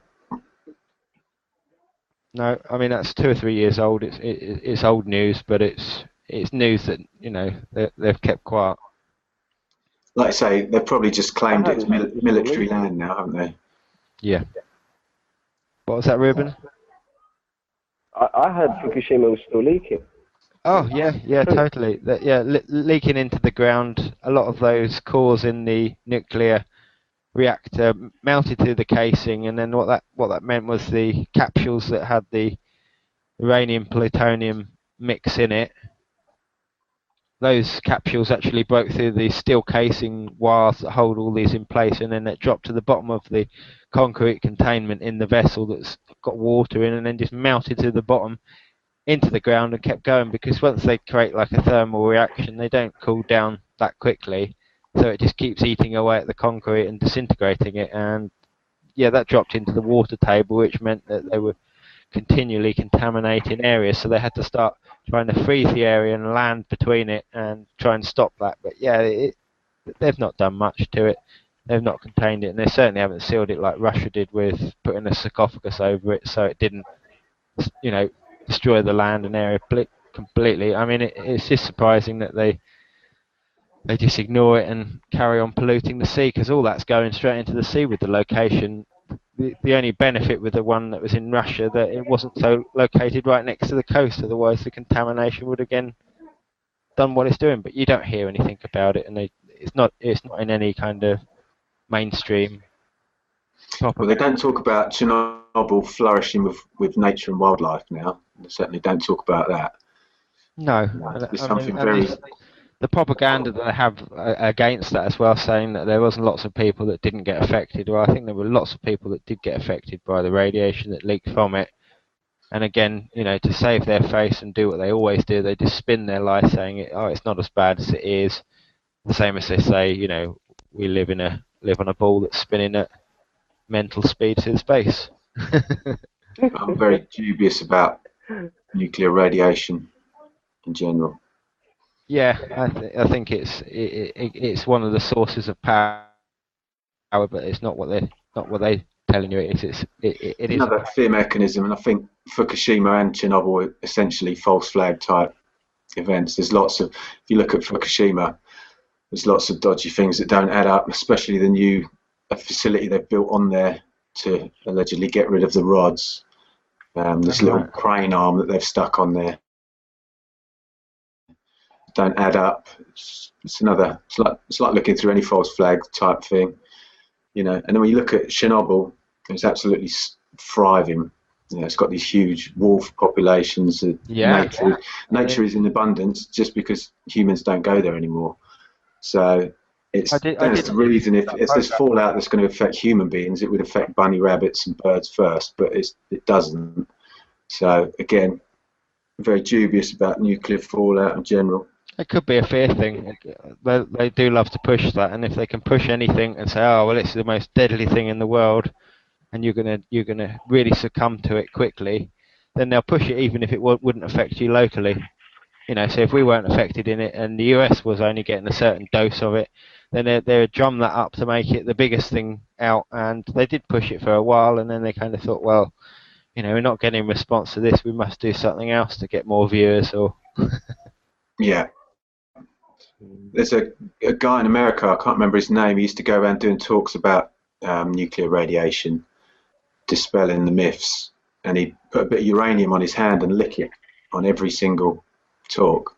He said he'd been doing it for months and months and he hasn't felt any ill health. He said it's so fine it passes straight through the body, but he puts a Geiger counter over his tongue and the Geiger counter goes mental. He says Geiger counters are just a device like anything. You could tune it to react to any energetic state, but it just reacts to what they class as nuclear fallout. But what's fusion? It's all heat energy, really, isn't it? So yeah, if you're standing next to any explosion, you're going to get burned. Well, it's like what they say the sun is, and they say the sun's a big nuclear reactor. So you've got to kind of really, judge what they're saying. If they're saying that's a nuclear reactor, and we've got a nuclear reactor down here, then you've got to really kind of know what they're. They don't know what the sun is. Yeah, it's certainly not a nuclear reactor. No, not at all. No, I mean it's hollow for a start, clearly. Check Eric Dollard out for more information. Has anybody ever went down the avenue that the sun is a cold fusion deal, and the reason why we get the heat is the magnification of its energy through the dome? It could be. Cold fusion doesn't have to put off the heat, but any light source magnified will turn into heat. Yeah, will be warmer than it was on the original size. Yeah, it's definitely feasible. Was it you said, Ruben, about Eric Dollard? Yeah, just watching a few of his videos, he seems to know quite a bit about the sun, or has an opinion on it. Yeah, I was fascinated by his stuff. Have you guys seen? Yeah, he's a real character. Incredibly intelligent guy. He talks about the sun being a converter from counter space. So it basically converts energy from another level, from another dimension, and it's hollow. And he's got some really good ideas about. He doesn't really believe in speed of light as well, and he said there's no light in infinite space, and all sorts of strange things he's got. But I think he's hitting on a lot of things that are more right than standard physics. Well, the standard physics model is really not the best example for us to go on because it says a lot of rubbish. Yeah, it's flawed, isn't it? It is flawed in a lot of areas and done that way on purpose. So we really can't take that for being the true word of when it comes to energetic energies. The same thing applies to your body, to all these physical elements around us, and how that interacts and how we interact with everything else is not what they tell us to be. Yeah. One thing I found about sunspots, when they used to do things about sunspots, if it was a nuclear reactor, the hottest part of that ejector would be the center. Like anything, the hottest part would be the center. But in a sunspot, the black area is the coldest part. The umbra is the coldest part. So again, that's contrary to any sort of hot balls. It shouldn't be that way. Yeah, it shouldn't be that way. If it's black, and then actually it should be cooler in theory rather than hotter at that particular point. And it's what they say is what it is. I mean, just for your neodymium magnet and that piece of inert plastic which is non-magnetic was inserted into that magnet over a period of time, and because it was inserted and left in there, it without any oxide layer on the magnet at all, on the bit of plastic, for somehow it transferred a field that was detectable in the plastic, but the plastic was not magnetic, so the plastic wouldn't be affected by any movement of moving a magnet near it. It was only when you actually felt the plastic and felt the interaction between the two things you could feel, a subtle feel between the two when you're moving it. And it wasn't just me that felt it. Martin felt it, and we've had a few others feel the same thing. So, with them just saying that plastic is non-magnetic and you can't magnetize plastic, it has to be a composite type of plastic that, has that type of metal oxide in that would cause it to become magnetic plastic. The stuff they say is really rubbish, and we do know that with a lot of the science things that we test by and then look at in reality, and it just doesn't match up. Yeah. Just doesn't match up. We looked it up, didn't we? Because we both thought we were imagining things with this little plastic thing that was repelling a magnet. And we found an explanation, didn't we? That said yes. some blurb, and then the magic word was, and somehow it transfers its magnetism. Through an electrostatic field, somehow. Yeah, somehow was the magic science word, wasn't it? Yes, that was their technical answer for that, somehow. I mean, it was really quite vague and amusing, and that's what we thought. Yeah, well, somehow you're talking bullshit, and you really can't be describing what it is because you don't know what it is, and we don't know what it is. So you trying to say that it's that particular thing, it doesn't make any sense. And we laughed at that and thought, yeah. This sort of leads to like Coral Castle, Ed Leeds-Scallion's work at Coral Castle, because he claimed that everything has is magnetic. So everything's got its own resonant magnetic frequency. You've just got to isolate it. Like everything's got its own harmonic. So he said that's how he basically wrapped a wire around huge boulders with his magic box at the top, and he could push them around, float them in the air. So that's what he claimed. So yeah. Really quite interesting. I mean, the other thing would be this. I mean, you've heard of is it Rodin field? Well, there is. Rodin. Yeah. So there is also these mathematics that they can use to create these type of fields. I think they work in it on base 9 mathematics, but that would allow them to actually manipulate all these different types of vortexes from that just by layering these fields with that mathematics style. Yeah. Again, I'm no mathematician, so I can't really speak about it, but it'd be interesting for perhaps, Curtis on Globebusters to have a look and see into that, because that would be a new. I think they're using it as a particular type of science to do things now, and it's part of this again free energy cycle. But I think the free energy cycle's locked, and the reason is it becomes down to the corporations, and the corporations are what control the government to some degree in the countries. And if the corporations don't want this free energy, it doesn't matter how many companies that start to try and pioneer in it, it's never going to go anywhere. It's always going to be put on the back burner, and it's going to be, yes, in 20 years we might be able to get it, that kind of situation. Yeah, similar to the way we're talking about wind and impeller and vortexes. The Rodin coil, Marco Rodin's coil, shows that just by winding coils using different sacred geometry can induce different magnetic fields, because we're stuck. All copper coils are basically wound in a tubular form, so we get this fixed magnetic field. So, but you can make lattices, you can use all sorts of platonic solids just in the weaving and the winding of the copper. Again, creates different electromagnetic fields, which interaction with different forces like vortex and stuff. Again, open up whole new physics. I agree totally, and just by us understanding that what they're saying is not what it is, and we know that, and that it in turn will allow people to start to think outside this box and discover really clever, simple ways of doing stuff that have already been there and already been, discovered in the past that had just been hidden. So I think it's a good thing to look into. Yeah, it's everywhere. The evidence of over unity and free energy is all around us. Again, it's just we've got to believe our eyes and not people in white coats and physics manuals. Like you were saying earlier about the Lily impeller, a tiny gadget, 12 volts, whatever, can move 10 million litres of water.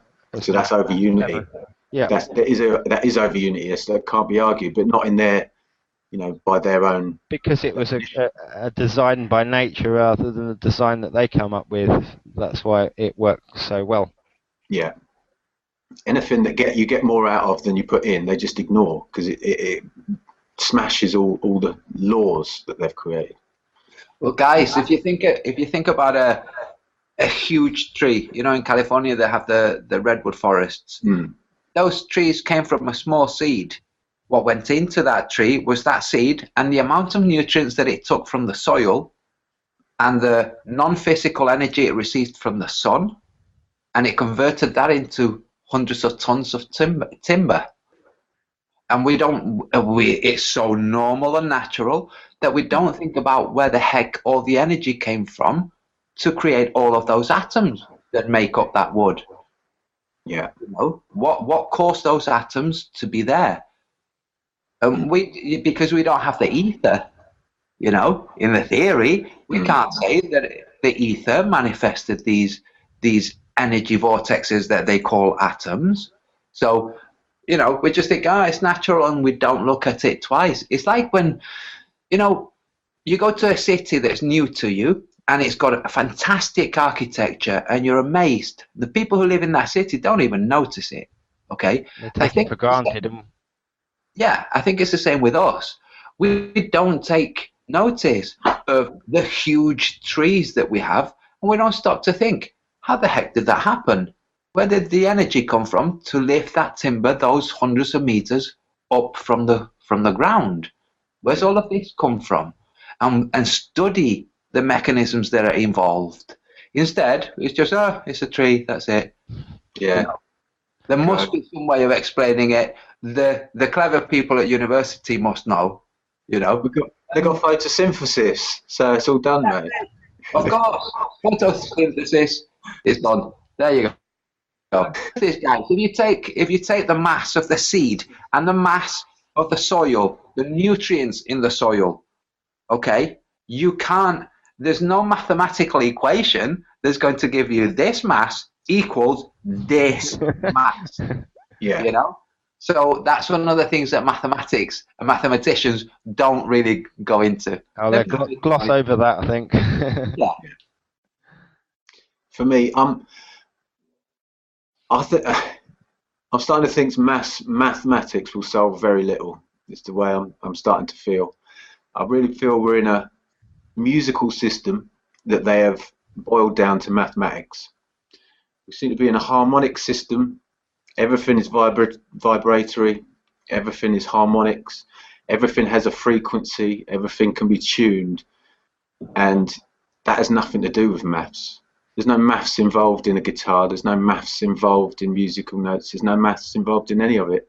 To me, the high culture's worked in a musical system, and we've devolved to a mathematical system.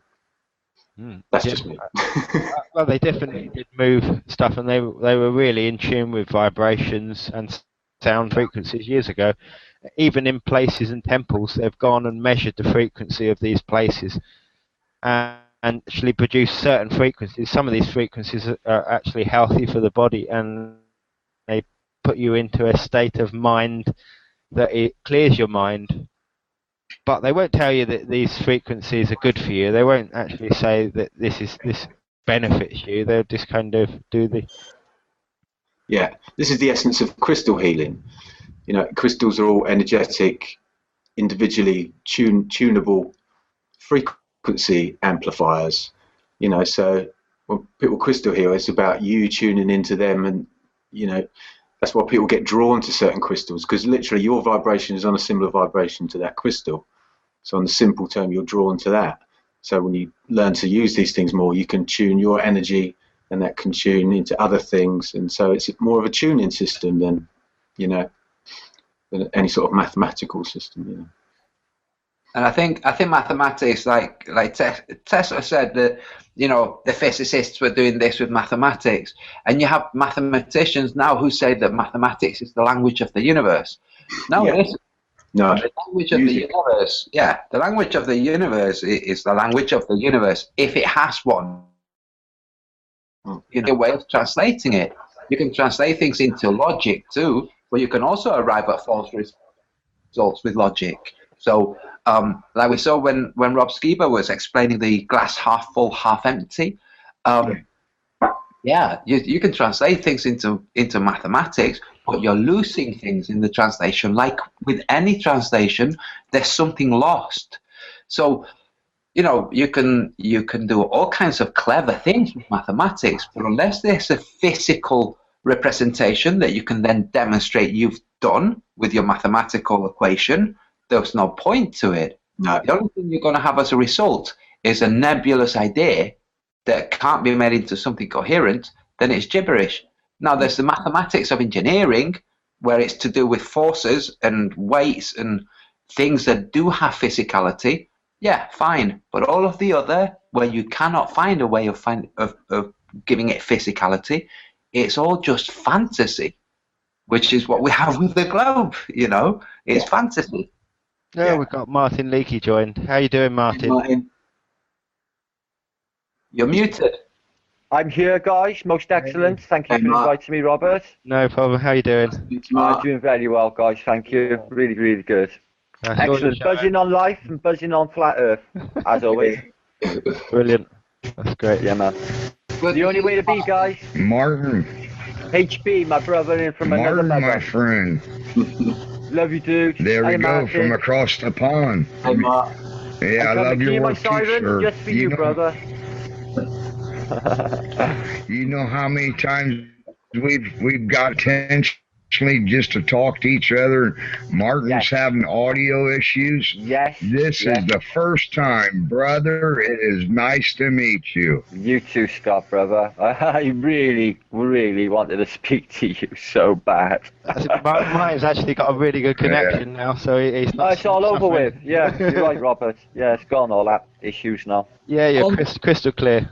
Martin, can you put your camera on now? Yeah, of course I can. Yes, you can see me at Ugly Murg, and I just Robert, I just did a vlog. Nathan's ingenious idea. Why don't I do a vlog so I can come through live, save on the uploading? Makes perfect sense. Except everybody joined the bloody chat. I ended up on there 2 hours. I couldn't bounce everyone. There was too many in there. Sorry. How embarrassing. Oh, I'm here now anyway. There we go. Yay! Flat Earth British, Martin speaking. Yo. Oh, Yeah, so we've gone full topics and full circle on lots of things that are linked in and are linked out with geoengineering and, you know, their control grid, and even events that are going on in Manchester at the moment with you know, simulation events like what they did in London. So just to alert people and make people aware that this is happening now, and they've not disclosed the information yet. It might have become public today, which is what they said, but it wasn't public knowledge before that. So whatever the event was kept pretty well hidden, and they don't normally do that. Normally they'll come in advance of what the event is and tell you, you know, so you'll be able to find it out through just phoning them up or getting in touch with them. I know. Well, fingers crossed that nothing happens. That's all I can say. And if it does, then we know that they pre-planned it or they knew about the event before it was going to happen. Because why would they train advance of it? It wouldn't make any sense. They did on 7/7. Yeah, They were training that day. Yeah. Exactly. Yeah. It was big knowledge. With 7/7, they announced it at least a month beforehand. I recall them announcing on the television and in the newspapers that there was going to be, in the near future, this big drill in London. It's just to get it in people's heads so they can start to put the seed in that there's an event going on, and then they do it again, and then they do it again, and then there's an event, and people go, oh, well, there was training for it, but, you know, look, there's an event, so, you know, it's just as well they trained for it because it's happened now. You know, they don't really twig on that it's part of their plan in the first place. To Aren't we lucky? Aren't we lucky that they're so clear thinking? You know? Yes, very. We So know what to diligent. expect. Sweet. Well, that's it. You can kind of call them out before it happens now, and that's a nice thing to do. And just, you know, I knew about the event before, about 3 or 4 weeks ago. They didn't say much about it. It was just mentioned once, and then it went silent, and nothing happened. So I thought, well, just wait for it to come back up again. But yeah, I watched W77. That was where I got it from. I don't watch the news, you see, so Same. I keep my news. Yeah, that's where I got it. To controlled news on the YouTube, and then I get less crap with it. Same. FE News, always the best. The truth. Hey, there's When you got the truth. Hey, political hillbilly, stop. Why don't you host a FE News? You know, just every day a 15-minute section and everybody just passes it on. That'd be cool. Yeah. Is it a news break of what's Yeah, going that's on? an idea. Yeah. You got your finger on the pulse, I brother, had my like first. no one I else. had my first. Well, I announcement there the other day. It seems that we had to issue an Amber Alert for the Earth spin. It was last seen located at the equator as C2 West at a speed at 1,034 miles. It has since went missing, so if anybody has any knowledge to the location of the Earth spin, please notify your local officials. Okay. The links will be in the description below. Spin missing. Oh. Yeah, the Hey, media Mark. responding big time. Martin, can you pull your camera down a little bit? So you, How's yeah, that? there you go. That's better. Yeah, I'm using my mobile. The media responding big time. That if anyone's seen the recent BBC documentary, oh wow, trying to outrun the spin of the Earth, going west to east. Oh boy, oh boy. Did anyone see it? Brian Cox in a typhoon jet, so just over 1,000 miles an hour. Even though he's in Britain and respectively is 620 miles an hour, but they left that equation out. He goes over 1,000 miles an hour and says, "I did it! I've outrun the speed of the Earth." And watch the sun come up. Oh, really? Wow. It goes along. They've been pushing hard this week. They had that thing in the Guardian. 1,000 miles an Yeah, hour. Martin? Oh dear, dear, dear. I Mad. think we're so silly. Madness. Yeah, so they've been pushing that and then pushing the alien agenda. And we also had the situation of them lights in London that they put in the local media. Yeah. You know, that all goes Guys, down. my neighbour Lenny has just jumped in. Awesome. He came into a last hangout, I think. Oh, with, yeah, Robert. Hey, I Lenny. remember speaking to him. Hi, Lenny, how you doing? Oh, not too bad. Hey, man. How's you guys? I'm back to bed today. Hello. Oh, How you alright, doing? you going? I need a word with you being cheeky. You're a cheeky monkey, you are. I'm going, me, I'm in the mood. If you can solve it. Go on. Get people. I've got a lot of people out the field to the fence. Can't get them off it. If you was on a boat and they threw you off and give you a boat and you hit an island and there's one person on the island, all you got is a pen and paper. You got to explain to them the meaning of life, how things started. You've got two routes. Either you can go with religion or you can go with a Big Bang. But neither of them go anywhere and they both hit a brick wall. How do you tell somebody about how things carry on? If you go through the Big Bang, you know that don't work. And if you go for religion, it don't work.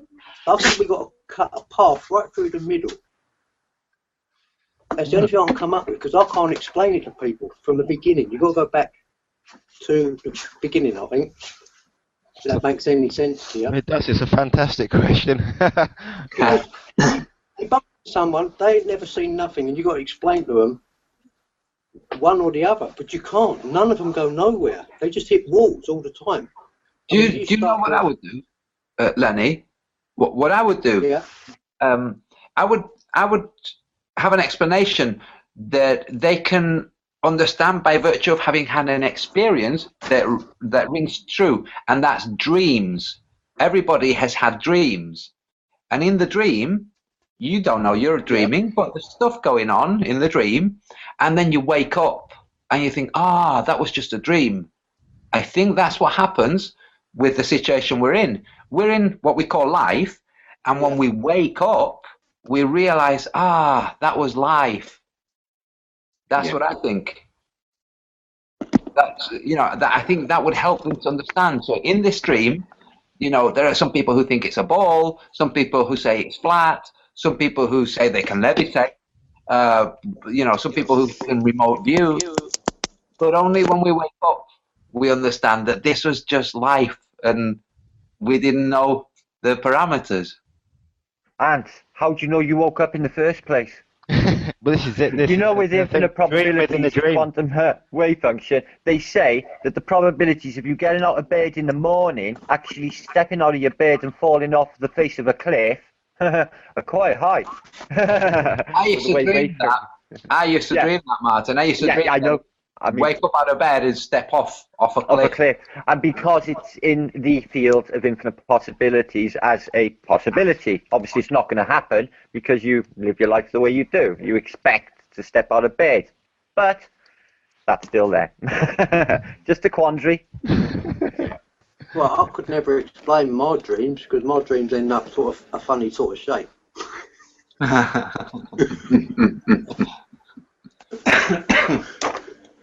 No, I just came up against that. I've got so many people out of the field to the fence, but they just can't get them off of it. And I'm thinking, well, if I was a total complete stranger, how do you explain from the beginning with a blank piece of paper? Up to yourself, even. But this is a... Ask them if they like being meaningless. Either, can you? I think we've got. Ask them if they like being meaningless. Tell them that the Big Bang teaches you that you're meaningless, worth nothing, a blue speck in infinite cosmos, or would you prefer to be the center of the universe, the emphasis of God's love, and all there really is? Oh, as we know. Would you ask them if they prefer that, to be nothing or everything? That's what I'd ask. Yeah. So when's our next meet? Yeah, some stage. Yeah, we're gonna have to. I'm gonna try and get down to Brighton next weekend and film coming up with that quandary. I'm thinking, how do you explain the beginning? It's true. Well, it's like, this is why I say about the dream, Lenny. How do you explain the beginning of the dream? Because when you're in the dream, you can't tell when the dream started. You're in the dream, and when you're telling somebody else, so I had this dream. I was walking down the street, and if they say, wait, when did you start walking down the street? You can't place it. Yeah. And we can't place the beginning of history of humanity. We know that we can't place it. The minute you place a date or a distance from now back in time, suddenly you find a pre-existing civilization. So you move the date back, and then you find another pre-existing, and it's like a continuous regression where we don't know the beginning of this dream, And I don't, I call it a dream, in parentheses, but I think this is very much like a dream where at the stage where you're waking up, I don't know if any of you guys have had dreams where you start to lose it because you start to gain consciousness. It's a really good dream and you want to stay in the dream.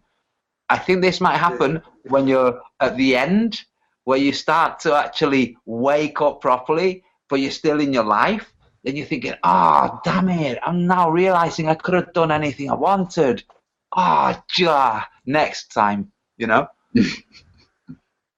It could be, yeah, it could be. I mean, I had a dream this morning with a message, and I forgot the freaking message. I couldn't get back to the dream.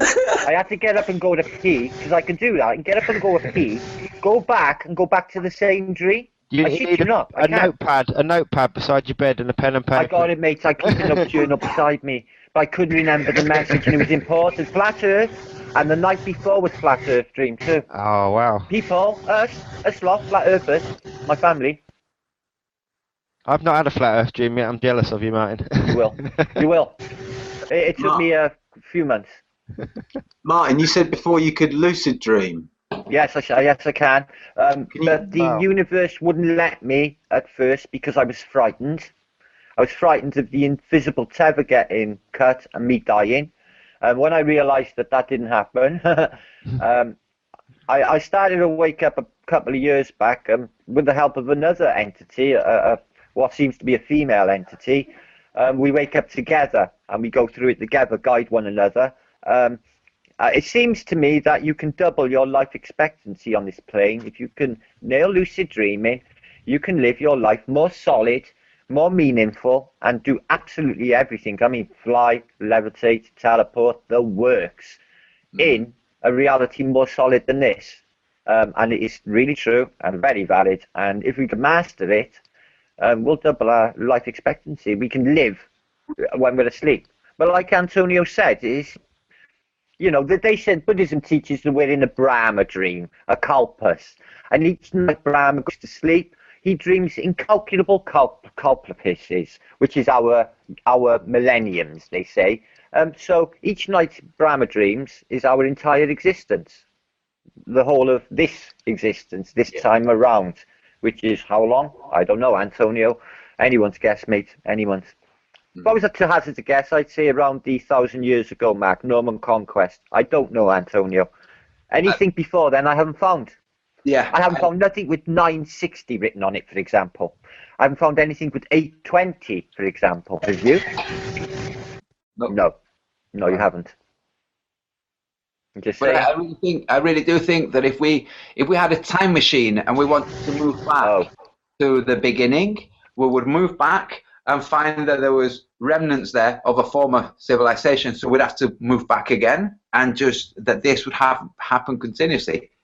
That's just what I think. In the cycles, they say, like some purveyors, like Graham Hancock would say, it's in a 7-yearly cycle going on the Mayan cycle calendar, as he's a purveyor of, that the civilization gets advanced, more advanced, wiped out, start again. Deluge, they say the gates open or the windows in the firmament, flood us out, deluge, start all over again. Who's to say? It makes perfect sense to me. Yeah. Who knows?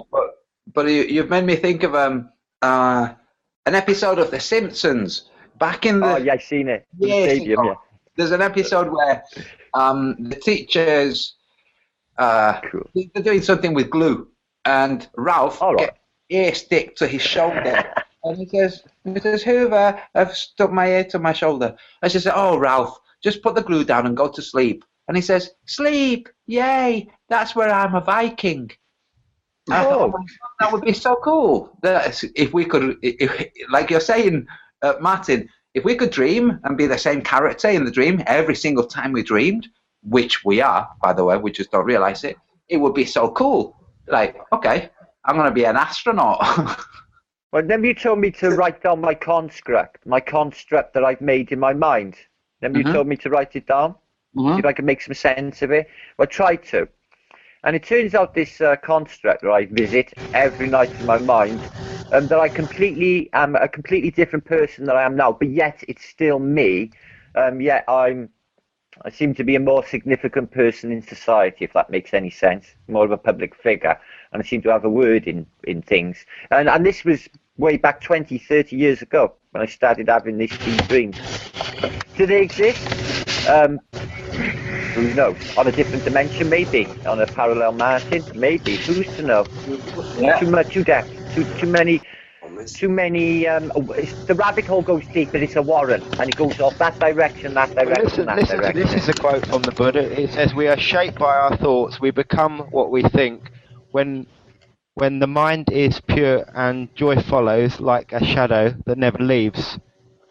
And there's a lot in the mind, because they don't want you to know that your mind is more powerful than it is, and what you think is what can manifest sometimes, and also it manifests your health. So if you've got negative thoughts continuously and you're in that negative state, then you physically won't be healthy, even if you eat the most best food in the world, because you've not got that health intention on, or in the spiritual side of your body and the energy side of your body. It's a negative energy.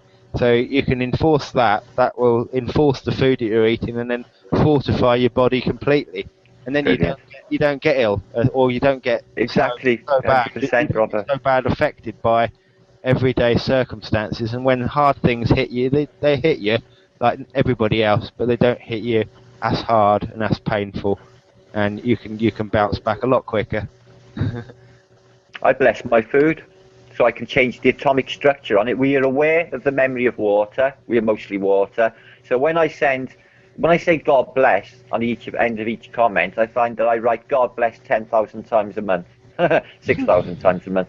And I know that it changes the body. If you write gratitude and love on a side of a bottle of water and then feed that water to a plant, the plant will flourish. We all are aware of the memory of water. We're all aware that we're made of mostly water.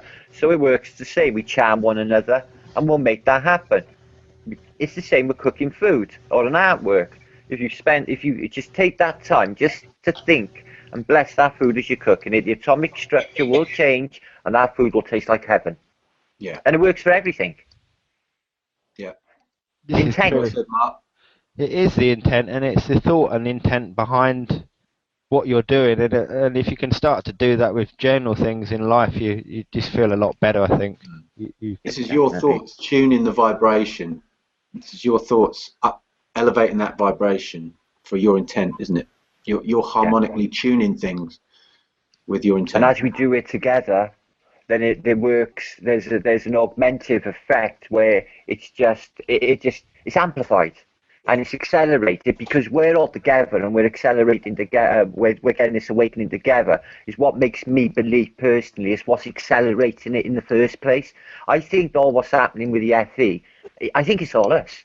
I think we're actually making all of this happen through our intent and our positive intent. I really do. Yeah. We are changing things, guys. We are. Yeah. I think certainly agree with that. Well, they certainly wouldn't bring it to media. They wouldn't bring flat Earth. They certainly wouldn't bring a flat Earth to the media if it wasn't bringing any gain and it wasn't doing anything. They would just think, oh, flat Earth, they're just mad. Don't worry about that. That's not going to be on media. That's not going to get in the news. It's not going to come out of Obama's mouth. They wouldn't push against anything like that just to ridicule a small group if it wasn't actually doing anything that was influential to make a difference to people. They would just ignore it and it would just carry on, and they'd push their usual spin and rubbish that they feed. You know, wow. Sorry, Martin, you just prompted a thought, Robert. Okay, so if all of us go back 10 years, yeah, we were doing things 10 years ago. We wouldn't have, for an instant, have contemplated how 10 years in the future would be going on Google Hangouts, discussing the flat Earth, discussing the new consciousness, the level of consciousness that's arrived, okay? But 10 years ago, we knew that 2012 was looming, and we were thinking, oh, what will happen after 2012? Yes. This is what happened after 2012. We're at the start of what happened after 2012. We're only 4 years into it. So if we think now, 10 years in the future, what will we be doing? Which we didn't 10 years ago. We didn't think, hey, I wonder what I'll be doing 10 years in the future. And so clearly, we might have wondered, but if we sit and contemplate and intent things for 10 years in the future, I'm pretty sure we can manifest them. In fact, I know 100%. We can. They do it. The world you see around you that they built, it's out of their minds. They did it. They can do it. We can do it. As flat earthers. Yes, I know millionaires who were homeless and told themselves that within 10 years they were going to be a millionaire. And through hard work and taking opportunities and opening new avenues, 10 years later, millionaires. That's just what this person, well, I know two, that's what they chose to do. Fine. Now, if what we want to do is have, in 10 years' time, have everybody have access to a free energy device. If that's what we intend, that's what we'll do. And how will we do it? We will devise them ourselves. We will find all the schematics that are already out there, open source. We'll construct our own. We will make duplicates, and we will give them to the most skeptical person we know and say, there you go, play with that. And when you found that it works, share it, pass it on. Okay, because they can't stop us. We keep thinking of universities arriving with some conclusions. They don't even have the ether. We can arrive at conclusions and we can intent things. So there you go. I'm putting my intent out there to the universe. Me too. Also, lots and lots of sex. I'm intending. Yeah, lots of sex into the ether, lots of good things, and all the things we were meant to be. They denied us our birthrights, guys. Yeah, from the moment we came out. From that second we came out, injections, vaccines, programming. They've taken our birthright. We're going to get it back, guys. We're going to be who we really are. Ain't that exciting? That's it, yeah. Not a number, that is, yeah. We're not numbers. Nope. We're not even our names. We're entities. We are spirits having a human experience.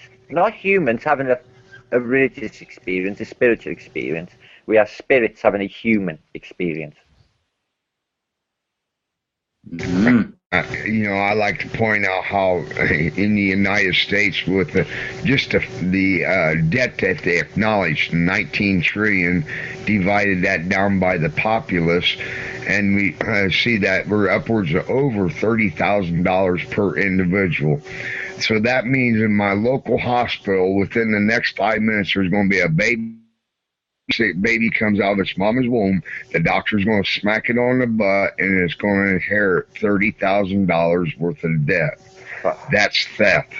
We stole, they molested these kids' identity. They put them in a financial bind from Jump Street.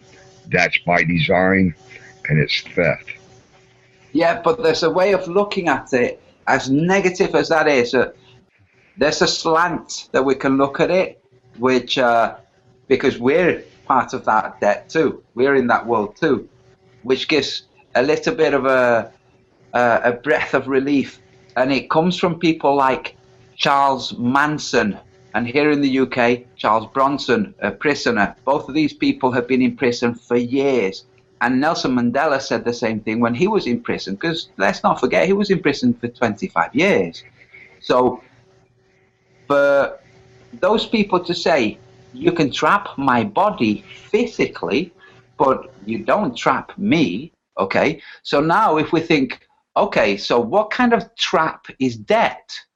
It's a fantastical trap. It's not a physical trap.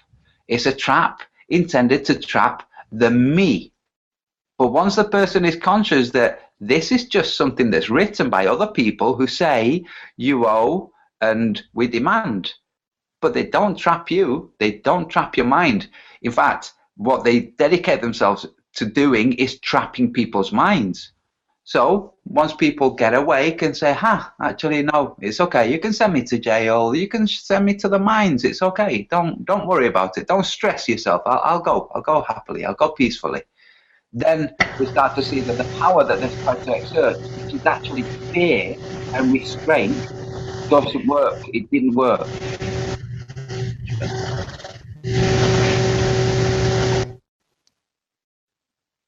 I'd have to agree. Once we learn that the separation of what they try to push upon us by means of intimidation, if we're willing to understand that individually we can't fight it, and this is how we need to pay the tree of liberty, then by all means give that tree a drink. Be willing to not consent to go, but go ahead and go and let them know that you feel that in this aspect that you understand that they're the ones doing wrong, but to justify it in their minds, you'll play along. But we also need to stop that mentality in my mind. It's not until we recognize how they're utilizing this uniform commercial code law, utilizing the separation of you and in the manner of a trustee, administrator, and a beneficiary. Well, I've got no problem being the beneficiary. Who the heck would? I've got no problem being the administrator. Now, if they want to be the trustee, I've got no problem with that. If they want me to be the trustee, I've got no problem with that. But what I do got a problem with is when they try to become the administrator or the beneficiary. Yeah. When they try to switch roles. So no matter what move you make, they win. Yeah. Yeah.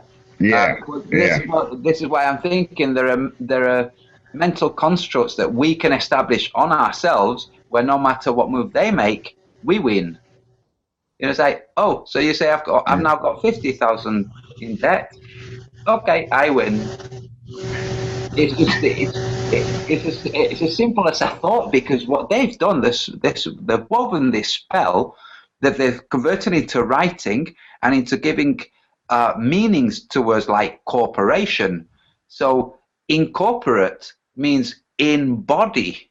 That's what the word actually means. So we are a soul incorporate. So they've changed this into corporation, which means being bodiness. But if there isn't a thing that is being bodiness, then they're talking to an empty vessel, which is why we have the instruments, you know, to demonstrate that we are this vessel.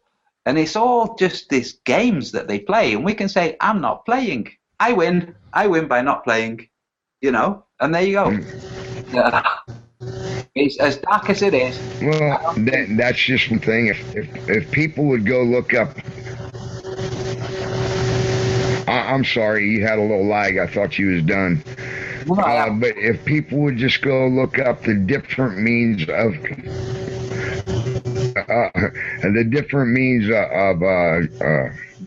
appearance, you know, you make an appearance in court. Under general appearance, you're there under total submission to jurisdiction. You didn't do nothing wrong. Why would you want to submit to jurisdiction? They're supposed to work for you. So as you go and study it, if you ever get called into it, do a conditional appearance and go look at Black's Law or Bouvier's Law and see what conditional appearance is. You're conceding to give them consent as soon as they prove your actions created damages, whether it be monetary or physical or a fraud. And we don't see people practicing that anymore. Why? Because they intentionally remove this information from easy access to us. You got to be willing to go look hard and deep and put the dedication in there. I got as much time in looking into legalese as I got deciphering the data dump of the Sandy Hook report, the Patriot Act, trying to do all the cross-referencing that it takes to understand the Patriot Act. And you people, if you was to have a kitchen table to have each book that you would need through the United States titles to do the cross-referencing, to research the Patriot Act, you would need more than one kitchen table. You would hope it has very strong legs. That's, you know, if it wasn't for the idea of browsers and tabs, I doubt if I would have ever went down the avenue of the Patriot Act as far as I did. Now, I know I would have still been all over Sandy Hook because that was all downloaded PDF. But to utilize the Cornell Law University is where I done my cross-referencing because as long as I've been a congressional watchdog, if you would, a self-appointed congressional watchdog, I've watched the Library of Congress reformat 3 different times, each time becoming less and less user-friendly, when software indicates that we're making things more and more user-friendly. So when you go to do your cross-referencing, when I say that Cornell Law is where you really want to cross-reference that, is because they got word for word all the United States codes and the cross-referencing ability, the ability to pull a section out, a 2,000-page PDF to where you're trying to scroll through it the way the Library of Congress does now, you know. So go ahead and utilize Cornell Law University for your cross-referencing, and you'll see the game. You'll see the game behind the Patriot Act. the sunset clause of the Patriot Act. Sunset clauses to give an expiration, the so-called contract. A valid contract has to have an expiration date. Well, go look at the amount of clauses within the Patriot Act that exclude themselves from the sunset clause. It's scary, people. It's scary. So if they're excluding themselves from the sunset clause, it's not a contract. No, well, in my opinion, it's not. In a true court, it's not. Yeah, it's just a condition that they're imposing. Yeah, like if they impose martial law, they're imposing it a condition of martial law.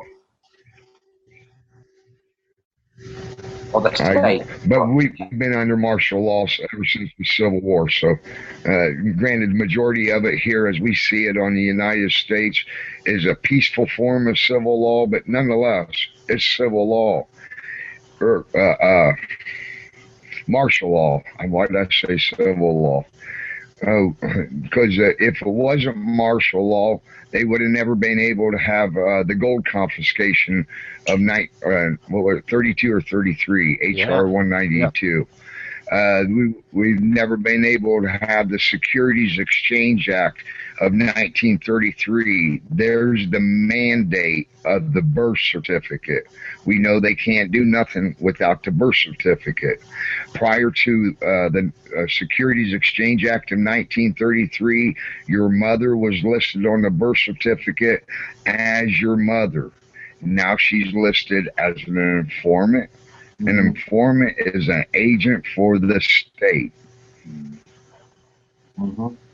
Yeah, I mean, a birth certificate is your number, and that number is put into the stock exchange, and that's what your physical value is worth for the country, and that's how they base everyone's account. So everyone actually has a net value worth in the stock exchange, and it's only because you declare that you're part of this system. I think you have to apply within a certain period of time before the child is at a certain age, and then that will allow you to pull out of that thing, and then you can actually claim, I don't know if anybody's done it, but you can claim that the amount that bond is worth.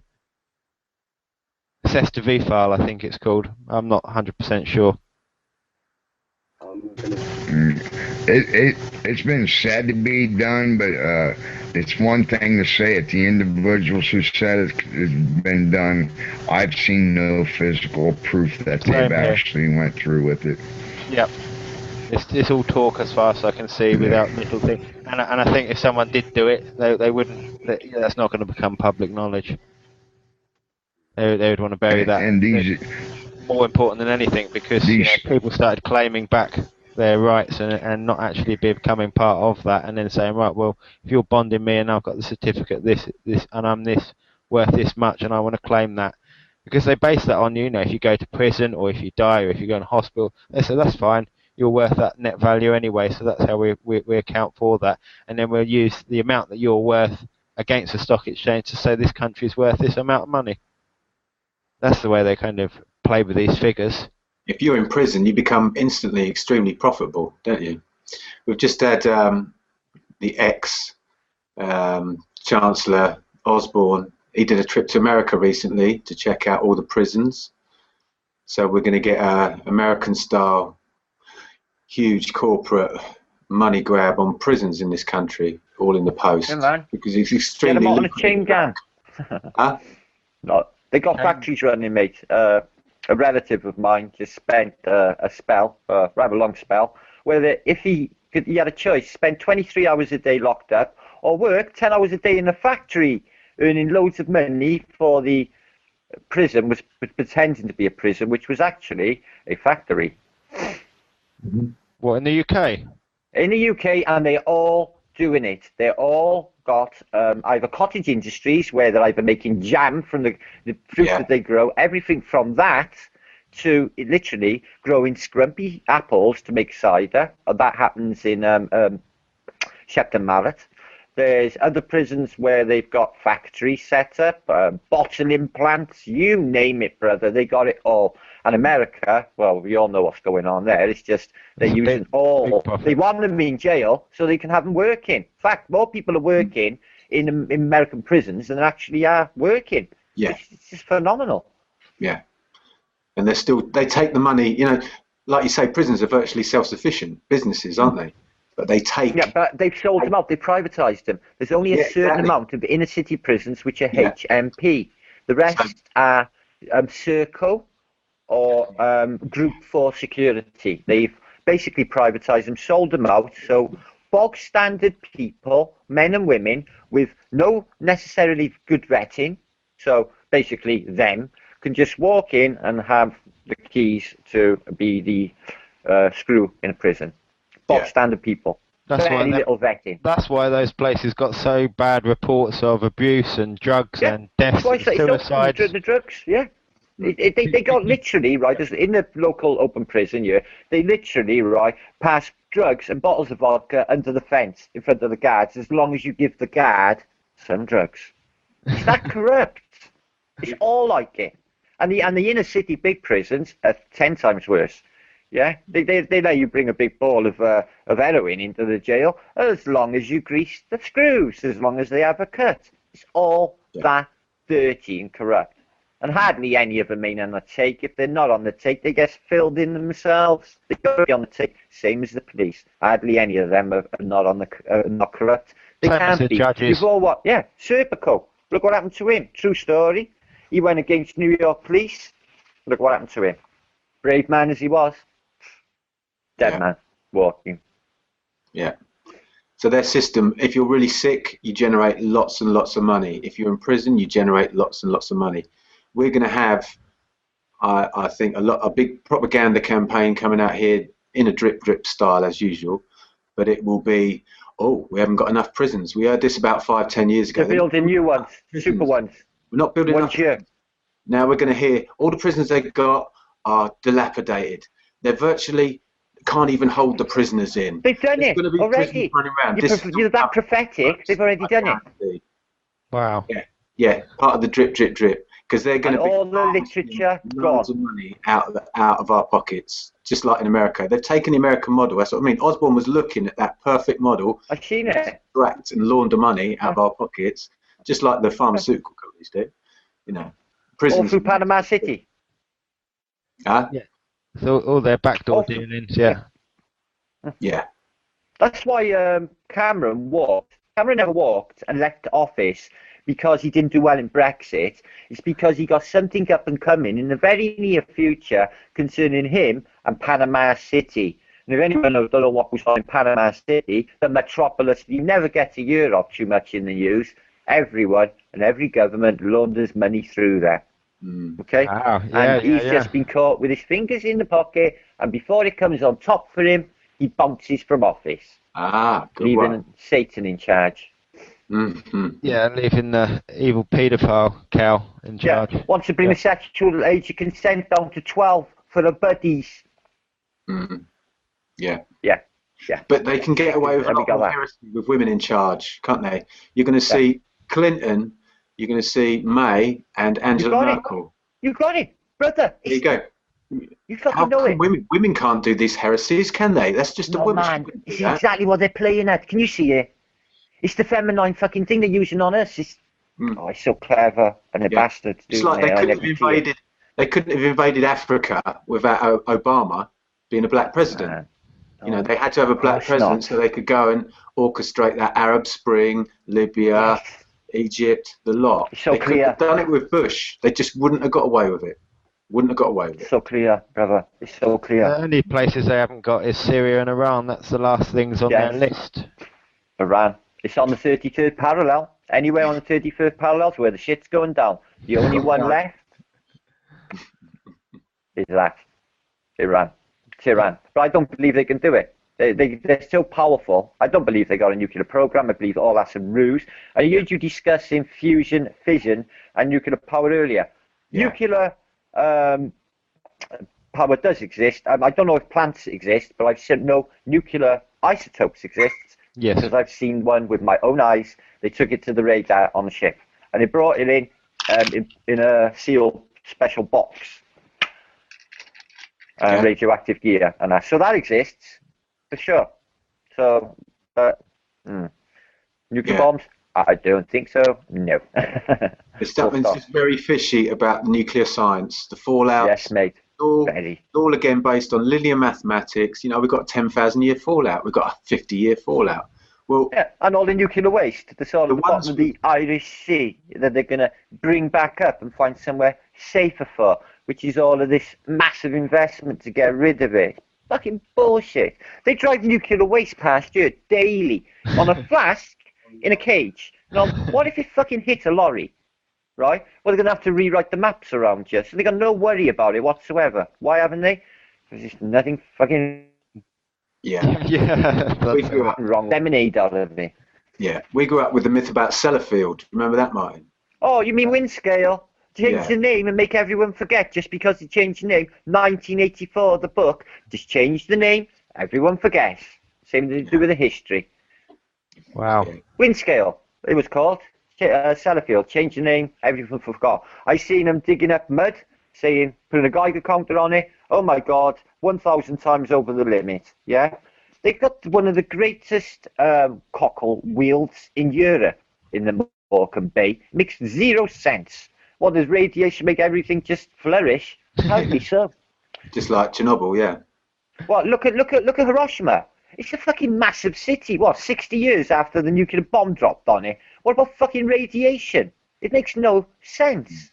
Nagasaki, the same. They're all walking around. Well, why isn't everyone fucking dying of leukemia? Only the ones they feed us about. I've seen 2 interviews, right, on YouTube of Hiroshima victims, and they're all the same interviews. A young boy who was in a school window, and a girl who worked on a tram.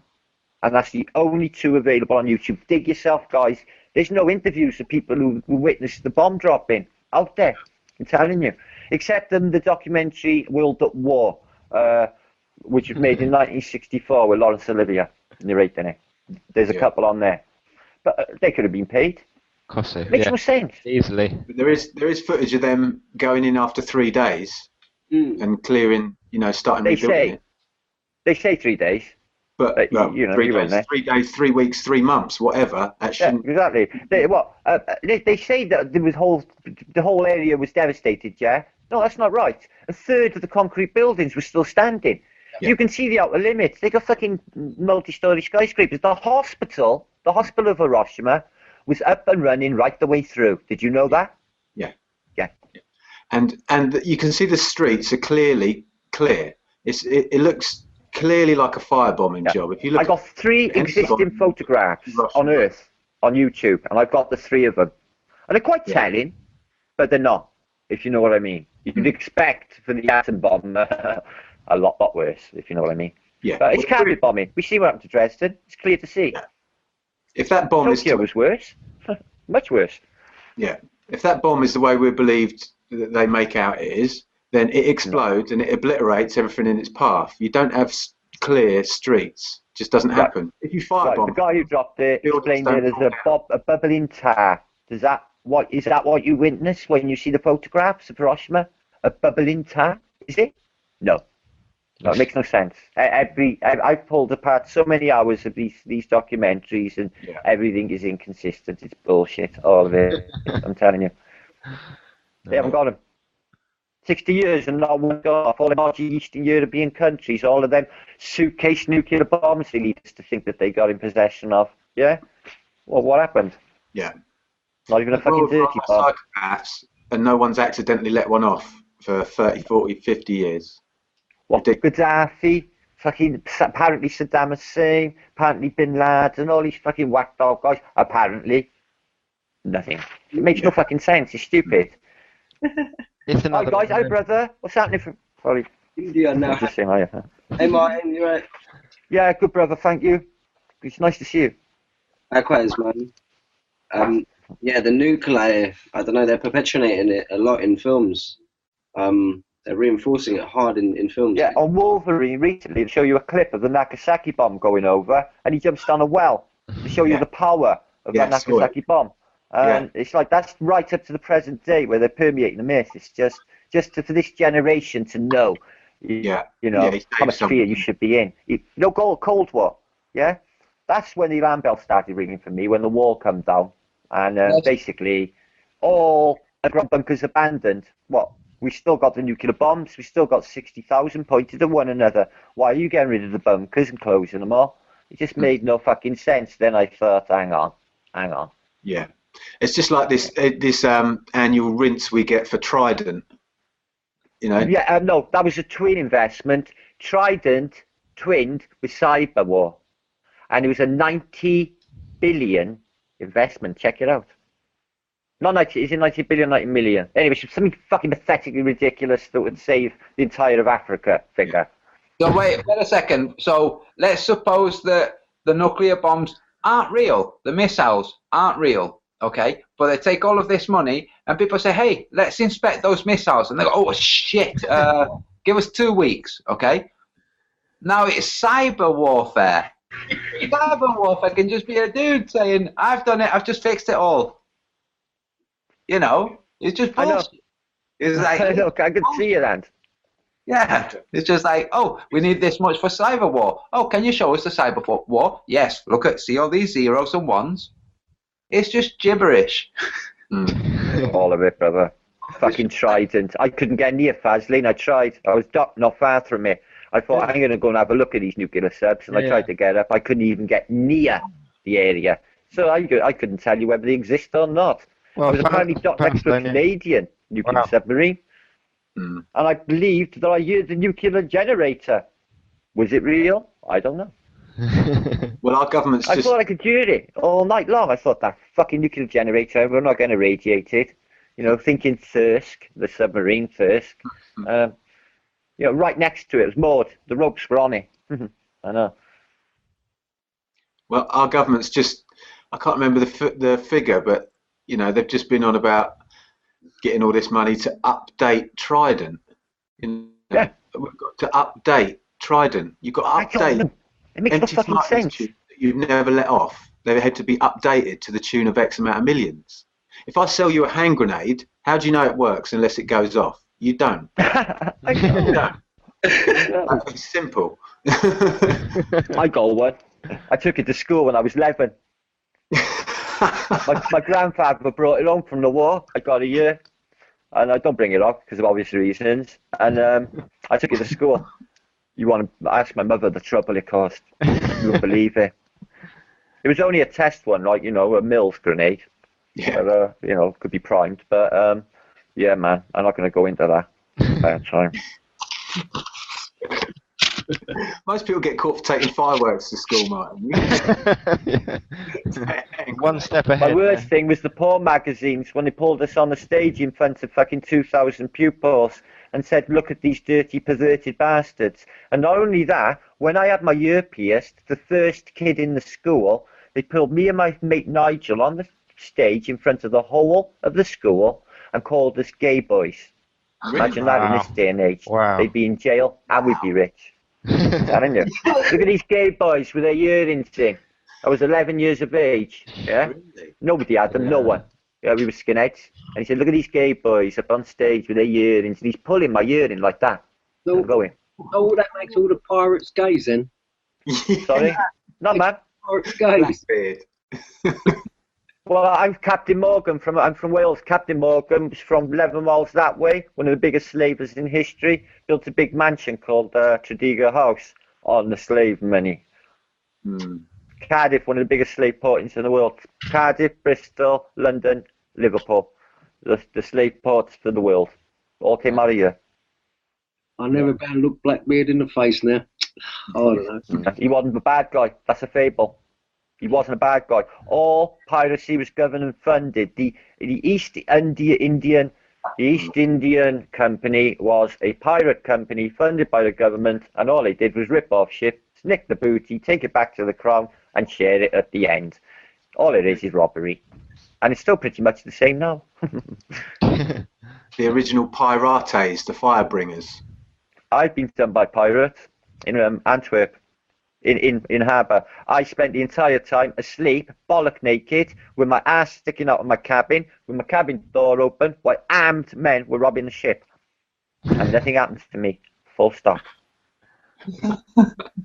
All they said they were laughing at is when they went past my cabin in the morning, my ass is hanging out of the sheets in my cabin. I left my door open and got in my bunk. And they've robbed the ship, they've nicked the morphine, they've nicked the guns, they've nicked all the safe full of all different currencies, and they fucked off some guys in Antwerp. And I was asleep through the lot. Never knew a thing. They left my money, left all my belongings, never come in my cabin. God love it. Dude, that's why I like a good pirate. That is a powerful ass you've got.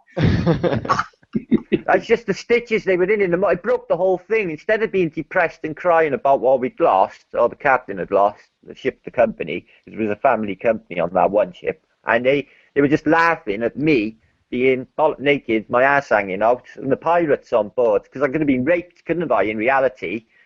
You know, but no, nothing happened. You're just laughing. With them earrings, at me. Hey, look at that nutter. Drunk in bed. He's bunk. No. Funny. Really good. Good story. Yeah, no.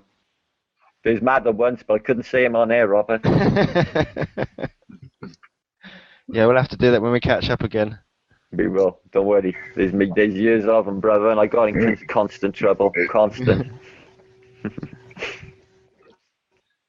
As ornery as that sounded, why doesn't it surprise me that he's got more stories you wouldn't want to tell on there? It's just I frightened to incriminate myself in any way. Not in a criminal sense. It's just like people might take wrongly construed what I say.